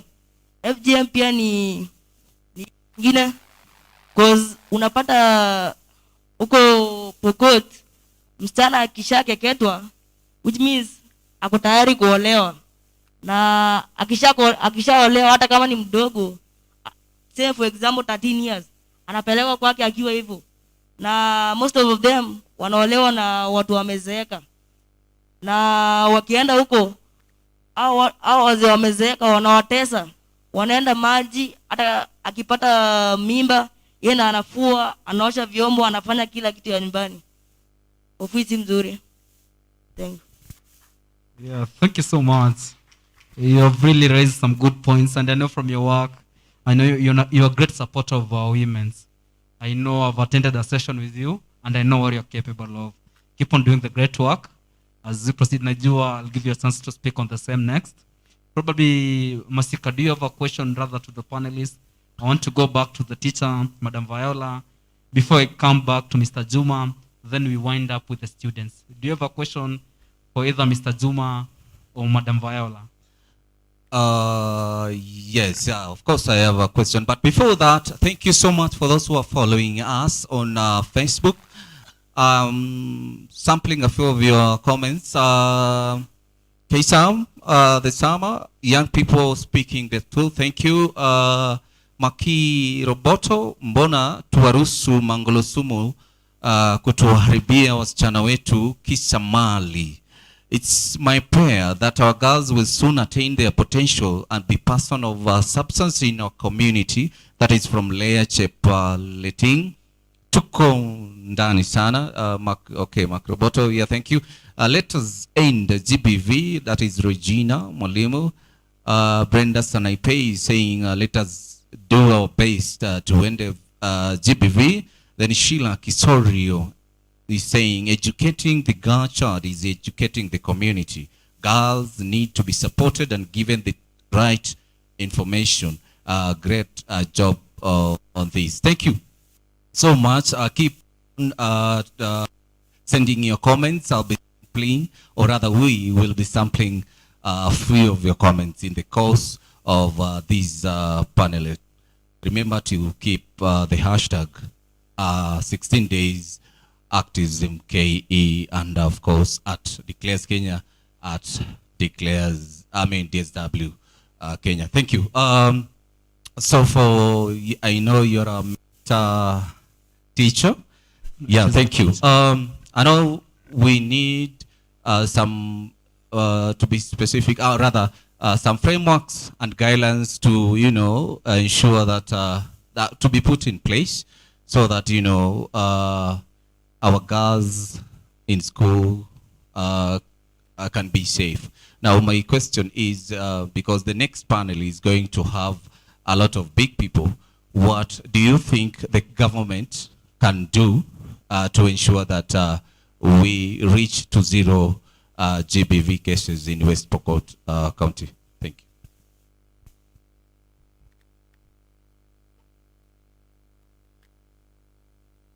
Thank you. I don't really get your question. Is it the end of GBV, what the government should do to end gender-based violence? Ama kusaidia wanafunzi? I think the question was maybe probably in your own capacity as a teacher. We are trying to find out, what do you think the government should do? Because remember, this is the 30th anniversary that we're celebrating the 16 days of gender-based violence. And probably in all those years, we have not been able to reach to zero gender-based violence. Probably in your own capacity as a teacher, what do you think are some of the measures that you feel if the government includes, or rather put in place, by 2030, we are going to have zero cases of gender-based violence? Thank you. Thank you. First, gender-based violence is, I think, in my opinion, is brought about by so many factors. So,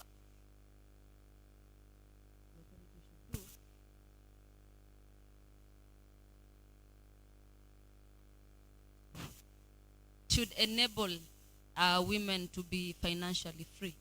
They should give women opportunities to grow themselves financially so that they will not be so much dependent on their husbands or any other person. Because you see, most of the cases where gender-based violence is caused by poverty, mostly.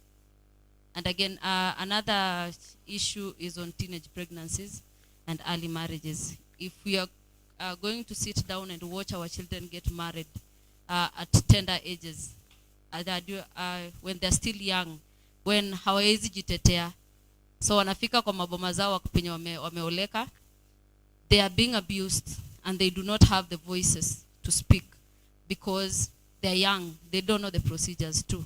So I think if tukiweka mikakati ya kupunguza early marriages, making sure that girls are married off at the right age where they can speak for themselves, then that is a step towards ending gender-based violence. So it is financial freedom for the women and also making sure that women get married at the right time, not kids. Sababu watoto wadogo wakioleka jamani, bwana yake akimpiga ataambia nani? Atakuwa na uoga. She will not have anyone to talk to because she's still young and she does not know the right procedure to take. So I think those are some of Yeah, thank you so much, Madam Viola. I know you have raised two of the key points. The first one is financial support for the women. Because you feel like many of the reasons why our daughters, or even our women, are being subjected to GBV is due to financial dependency. So woman is being exposed to rather unhealthy relationship, unhealthy marriages, because she wants to stick to her husband due to some financial issues. Then the second one, we said the issue about allowing our children, rather our daughters, to be married at the right age. Indeed, those are two great points that I know it will be elaborated, rather it will be a subject of discussion as we continue the Girls Summit for this year, 2021. Probably I'll go to you, Mr. Juma, on the same note from the points that Viola has raised. Is this something that we have been doing at the community, trying to empower women to rather educate them on rather their financial or rather financial issues on how they're going to be dependent? And if not, what are some of the measures that you feel like need to be put in place? Personally, begin by you, the community, and even the county government. Kindly. Nashukuru. Kwanza nikianza na mimi binafsi, nasisitiza, naomba serikali kuu,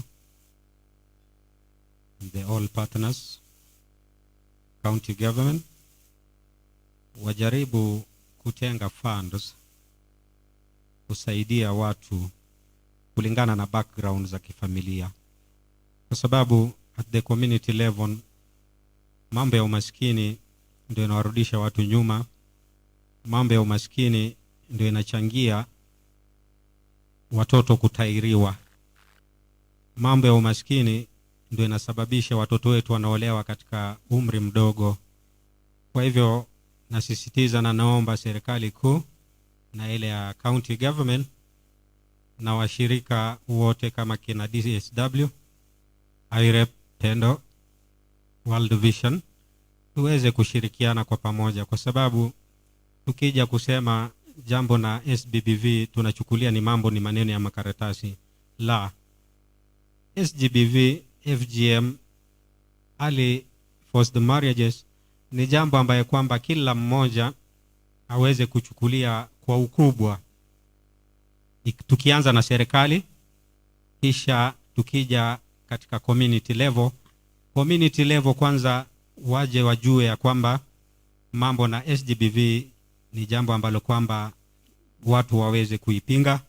Naomba kwa hiyo few remarks, naomba serikali kuu na ile ya county kwa pamoja na malizia kwamba tushirikiane kwa pamoja ndo tutaweza kusaidia community yetu. Asante. Asante sana Bwana Juma. Unajua umezungumzia jambo moja muhimu sana, ushirikiano wa serikali zote, serikali kuu na pia serikali za gatuzi na pia pamoja na community, tukuje kwa pamoja ili tukiongea tuongee kutumia voice moja. Thank you so much Bwana Juma. Madam Viola, do you have something to add before I move on to the students? Yes, please. Continue, proceed. I'm also thinking on a way of involving more youth, especially the boys and the men, on these programs on gender violence, because since we started activism on girls, since much attention to the girls, I think we've reached a point where the boys have been forgotten, and because of that they so much how the women are becoming, and so the only way they can defend themselves is being physical with the women. So we are trying to do everything. Let's also hold the hands of the boys, let's hold the hands of the men, so that as you're moving forward, we move forward with them. Ndio wasikuwe na reason ya kupiga. Imagine all the women are being empowered. What happens to the boys? Mwanamke hana nguvu ya physical. And so the only way the man will feel like making this woman to become submissive is kumpiga ngumi. And that is what gender-based violence is. So let's also give attention to the boys. Tusiwaache sana. Yeah, thank you so much for Viola. You're raising a key point that was even raised in the morning. Indeed, we need to have an inclusive society where men and even girls, the boys and even their sisters are moving at the same pace. We should not put so much focus in one area and forgetting the other. Thank you so much for that. I think Masika Munyi, you can pose the question for students as we are trying to wind up so that you can usher in the next panel. And maybe probably in the answering, probably give them 1 minute each. Yes. Yeah, thank you. Yes, that was a good point from, right? Thank you.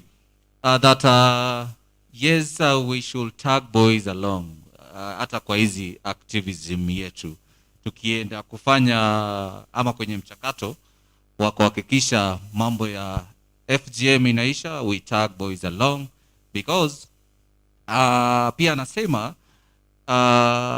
baada ya kuweka shift attention kwa girls ati boys wameanza kufeel threatened. Ni ukweli kabisa? Alright, okay. Remember, tuko live kwenye Facebook yetu at Declares. Now my question is, as boys, do you think we are threatened by, you know, girls being empowered? Ama attention kwenda kwa akina dada. Do you think we are threatened by our girls being empowered? Remember to use the hashtag 16 days activism KE, and of course I'll be able to sample of your questions. So very straight to our girls and of course our students. In 1 minute, what do you think can be done to ensure that we have zero gender-based violence either in school or back at home? What do you think can be done by either county government, national government, and these other partners to ensure that we have zero gender-based violence either in school or back at home?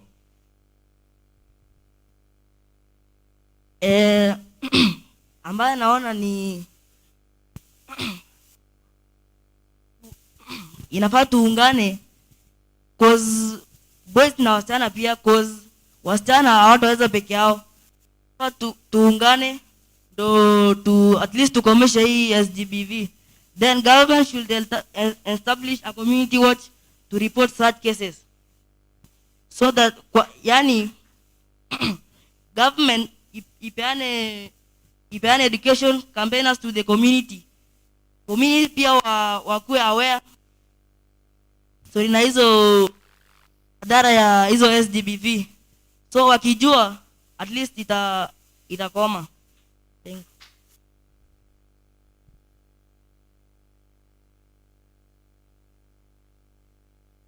As for me, I can't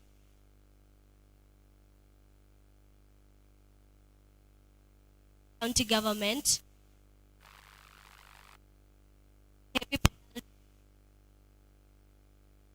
guilty of such unwanted humiliating offense. Thank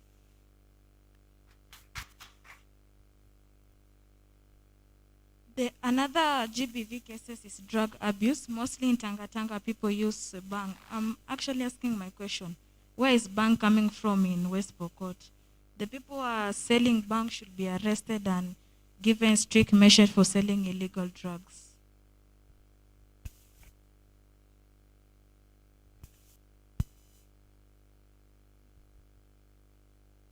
I think together this gender-based violence, we should work as a to end the practices that are being practiced in our society. Teamwork will be the best, working both male and the female to end this barbaric behavior. Yangu mimi ningependa kuuliza ugatuzi ama government wasaidie hao ambao wamejiunga kusaidia watoto wadogo ama vijana. Wakiwa pamoja wasaidiane ili kila mmoja akue satisfied na akue akikuwa na kitu ambacho anaitisha akue nayo. Kwani umoja ni nguvu na utengano ni udhaifu. Makofi yake iko wapi? Wanasema umoja ni nguvu, utengano ni udhaifu. And I know that has been the message from all who have spoken on the issue on how we need to tackle this. Mpata kwa kwamba wanasema inahitaji collaboration. It's not a one man show. It needs everybody to be brought on board. It needs me, it needs you, it even needs you adolescents, girls. We need to come together as one so that we can deliberate on the best way how to end these vices. I know we have Madza, you have not spoken. So I'll give it your view. Then after that, we'll give it on a each and every one of you a chance to give your parting shot as we try to usher in the next panel. Shoot it. Yeah, on matters to deal na venye government inafaa kuhakikisha hii gender based violence imeisha katika society. I think they need to empower as in both boys and girls na mambo na maybe loans na hizi vitu zingine, alafu wakuwe trained pia, ndo a busy society is a very good society, as in tusikue na hii time yenye msee anakaa kwa idol mpaka anafikiria kufanya vitu zingine. So hadi hizi organization World Vision hizi zingine zote mnafaa kuona venye in groups watoto watanufaika aje, wako na biashara inarana, hata kama wako shule wakikuja, as in our kids wakuwe busy, alafu society yetu itakuwa fiti. So thank you so much, Maza, for that. And I know as a male youth champion on matters regarding human rights or other women rights and even the adolescents themselves, I know you guys have a memo. If I can see the program, you have something to submit to the county government, to the national government with asks on the same. And we believe you'll do some follow-up on the same, in that at the end of the day we ensure that our society, we live in our society where women rights are being respected. Masika, do you have something to say before we give them a chance to give their parting shot? Yes, before their parting shot, I have something here. It says, this is to all of us, actually. When a woman or girl tells us that she experienced violence, we should believe her and help her access help. In case of rape, she needs to go to the hospital to get medicines within 3 days. That is 72 hours to prevent either pregnancy or STIs like HIV. That is a message to take home. Yes, and of course I want to give each one of you a minute or less, to give your parting shot. 30 seconds is enough. 30 seconds, like my co-host is saying. Please keep that time of 30 seconds. Thank you.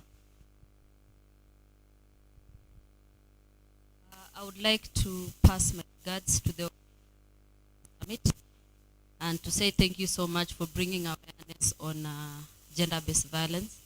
Before now, we probably thought that vita kwa maboma ilikuwa kitu kama ya kawaida. In fact, kitambo walikuwa nafikiria kupiga mwanamke ni kama so thank you for bringing this, and on behalf of all the teachers, we'll continue the same message and preaching this to our students. Thank you.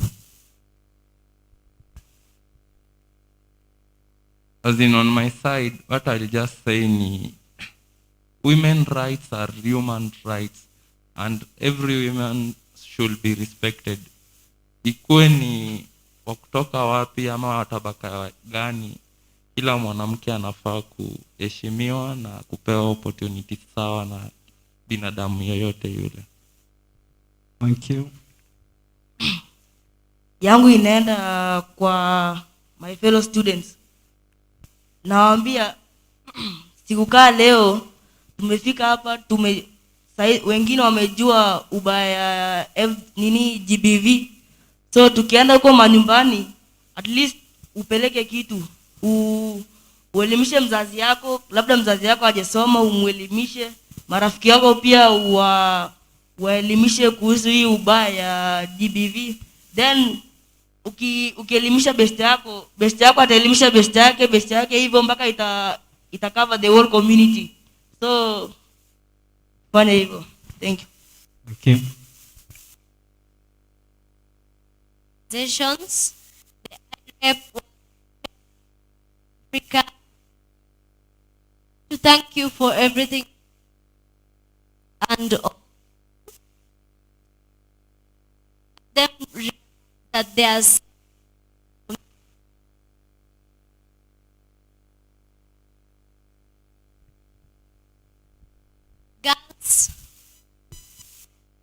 the girls in the remote areas and First, before that, the World Vision, we thank you for helping them.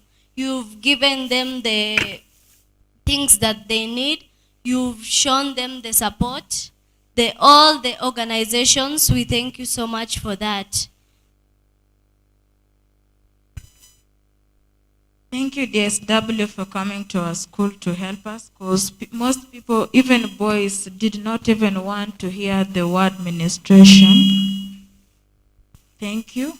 And please, our parents, help our girls. Let them go back to school if they had early pregnancies, and our world will have a better place.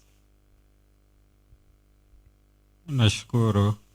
Nachukua fursa hii kuwashukuru nyote kutoka serikali kuu, serikali la gatuzi la jimbo la Pokot Magharibi, washirika wote DSW, World Vision, IREP na wote kwa pamoja tutaweza.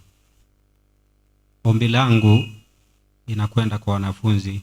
Mimi kama mentor parent, wanafunzi jamani, kwanza na waombeni nyinyi wanafunzi tunawafundisha, muwe walimu. Mjaribu kuelimisha na watoto wenzenu, kwa sababu itaweza kumsaidia mwingine. Kisha wazazi, sisi sote tuwe ambassadors. Usijaribu kuficha kesi ya mhalifu. Kule vijijini, Wapokoti wetu wana kasumba.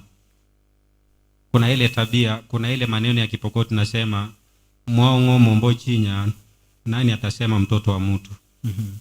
Hiyo tupinge kabisa. Mhalifu ni mhalifu. Mtu akifanya makosa apelekwe kwa sheria.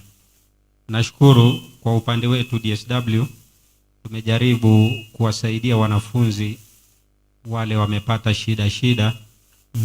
Tumejaribu kufikisha kesi zao kotini. Wale watoto walidhulumiwa kimapenzi, watoto wadogo. Nashukuru sana. DSW inatoa support kuwasaidia mambo na transport na mambo ya kuhakikisha kesi zinafikishwa mahakamani, wale perpetrators wanahukumiwa, na hiyo ndo haki. Tunahitaji haki na uhuru katika nchi yetu ya Kenya. Nashukuru. Thank you. Mine goes to the organizations, all organization. Thank you for providing our fellow students home. Thank you for just giving them that love, and they now just yani to make them feel like yani there are people in the society, and we really thank you, and we really pray to God that may God give you strength to continue with this work. And I urge my fellow students to, if they are given the opportunity, let them go and use it well. Go and prosper and read very hard, but pursue your dreams. Go far, go places. And lastly, I love to maybe to tell the organization, or to urge the organization to maybe go to those rural areas to educate those parents. It's 21st century, and we are carrying this barbaric behavior to this century. It's so odd, it's so alarming. We need to leave it. Thank you. Thank you. Mine goes to the organization, the World Vision, because they have been coming to our school. Even the UNICEF ones, they have helped us. They've given us some bags, sanitary towels for girls, which keep girls in schools. So we say thank you for this organization who have tried to help these little ones and all the youth, the girls and the boys. So I say thank you. May God help you, and may you be blessed. Thank you. Yeah, thank you so much to the great panelists we've been having here today. And for our guests at home, I know we're going to take a few minutes. Sorry for that. To my panelists, thank you so much for your time. It has been an insightful panel. You guys have given your contribution. You have spoken on behalf of those who you have left behind. Thank you so much for that contribution. Maybe yes, out of the stage, if you have a message to our viewers back at home, kindly do so. As we move on to a short commercial break, then we can be right back. Thank you so much. Thank you so much. Before you just cut me off, thank you all who are watching us live from their offices and back home. Like I said, I'll be sampling a few of your comments. Mercy Cheruto M saying, when the children are empowered in all aspects, they will grow up knowing the good and the bad. This will in a great way reduce or end cases of SGBV. Let's empower children with information. Then lastly, someone is saying violence is everyone's business and communities have a role to play in preventing it and supporting those who experience it. Do not keep silent, look out and speak up. Thank you so much for just left panelists. My name is Masika Mwinyi. I was your moderator and my co-host, Clement Lokoma. See you in a few with the second panel. Thank you so much.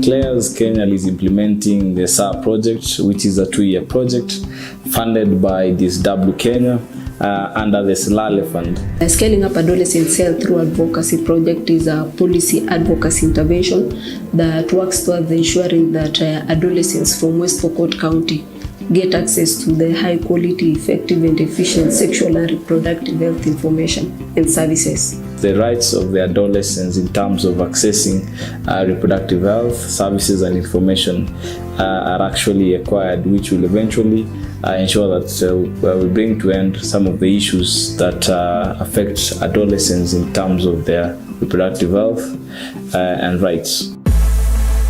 Parents wa Pokot wana value mali sana kushinda the right of the girl, so wanaenda kuchukua mali in return of the girl sababu wanataka mali, and Okay, as a Pokot lazima culture ya Pokot lazima ukue through engage through the FGM ndio uoleke. So the girl akishatairiwa anaolewa na si ati anaolewa kwa kupenda kwake, ni ajui the right, hafai kuoleka mapema ama kuforsiwa to marriages. So ana end up kutairiwa na kuforsiwa kuoleka kabla the right time ijafika. We've worked in close collaboration with the rest of our allies in West Pokot County, who are SICOM Peace Network and Pokot Youth Bunge, to ensure that we have coordinated efforts. For 3 rounds now, we've been implementing activities that contribute to attainment of SAHA goals and objectives. So we work as a team to achieve or to address the issues that affect young people who are adolescents, in terms of ensuring that the government basically prioritizes adolescent-friendly services as a need to ensure that at the end of the day they actually get access to quality and correct information and services. The project has trained 24 adolescents champions on FPRH advocacy and oriented them on the Kenya National Adolescence and Sexual Reproductive Health Policy. Declares walituchukua kama adolescent champion, wakatu train mimi na adolescents wenzangu, wakatu engage kwa activities kama Girl Summit, wakatu engage kwa radio talk show, at least tunaweza ku air out our issues kuifikia at least our adolescents wenzetu wenye wako rural areas. We understand somebody of your age, when it gives you an information, definitely you will just understand, because even the adolescent sometimes when they talk in the radios, in meetings, there are some languages that they twist and they understand for themselves. Tulikuwa na mkutano na Declares Group Kenya. Tuliweza kujifunza mambo mengi on advocacy na sexual reproductive health, na kupitia hiyo ujumbe tumeweza kuchukua initiative kama media. As a result of training 10 journalists, we've also seen them having SRH programs in the different platforms. Most of the time when adolescent is there, health practitioner is there, and then also the person from the Minister of Education. We've been conducting meetings with SLALE allies, government agencies like Ministry of Health, Ministry of Education, Children Department, and also the CSOs. We've also come up with several evidence through development of policy briefs, analyzing FPRH data for West Pokot County, coming up with fact sheets basically to ensure that we back up our advocacy work and we influence the implementation of SRH policy in West Pokot County. The implementation of SAR project has seen so many adolescents from West Pokot County getting access to consistent and correct sexual and reproductive health information from different partners, Ministry of Health, Ministry of Education, and also the CSOs, of which now this will basically reduce the high SRH issues that adolescents are facing in West Pokot County, including the rising rates of teenage pregnancy, FGM cases, early forced marriages, the gender-based violence, and among so many other issues in West Pokot County. We've also seen increased capacity among the trained adolescents as demonstrated in their participation in the key decision-making platforms like Adolescents in the Youth Symposium, Ramka Technical Working Group, and boldly sharing out their issues and also being in the decision-making table. We've seen a Ministry of Health prioritizing SRH programs in their annual work plans. Through working with SAHA, we learned that it was very important to have at least youth-friendly center within our youth empowerment center, and we at least set aside one room for just sexual reproductive health information. We talk about education, we talk about cultural practices that are really backward and actually that affect them. We're still pushing to ensure that these centers are operational and services and information are dispatched at these centers. Also, the Ministry of Health have taken an initiative of training 20 health workers on adolescents and youth-friendly services. We've just advised our healthcare providers at least to have a room where they can offer that youth-friendly services within the setup, because we understand the characteristics of this young adolescent. They are very shy. They come at odd hours. They are people of few words. The services are free, alafu tuna madaktari wenyewe ni friendly, so inakuwa at least rahisi kwa adolescent ama youth kupata hizo information kwa urahisi. Also seen a Ministry of Health abolish a family planning. Our students present, panelists, all protocol observed. Good evening. I'm Caroline Menach, Shuja Menach,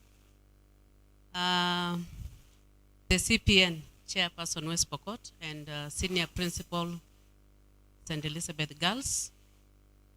Today we've come here to talk about the gender-based violence, and we say no to gender-based violence. And in our county, we have a problem where girls have always been sidelined and they are not given equal opportunity as boys.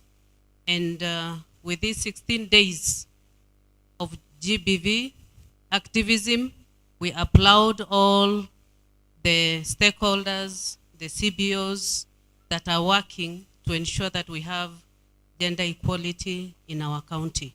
Thank you so much, all the CBOs, that we are working together to ensure that our girls get equal opportunity as the boys, so that our community can develop. If we are going to oppress our girls, then the community will not move forward. So thank you so much for the work that we're doing, and the ministry, the gender department, the children department, and also the Ministry of Education that has taken the forefront in ensuring that all children are given equal chance and they are protected. Now today I give thanks and glory to God for the opportunity that He has given us as a county. Today I received an award as a Shujaa for West Pokot County, and also my friend, my brother, Karibu, he is Jefferson, who is the communication, in charge of communication in Child Protection Network. He is also a Shujaa. So I'll also welcome Hero Jefferson Modaki to say something about the day. Karibu Jefferson.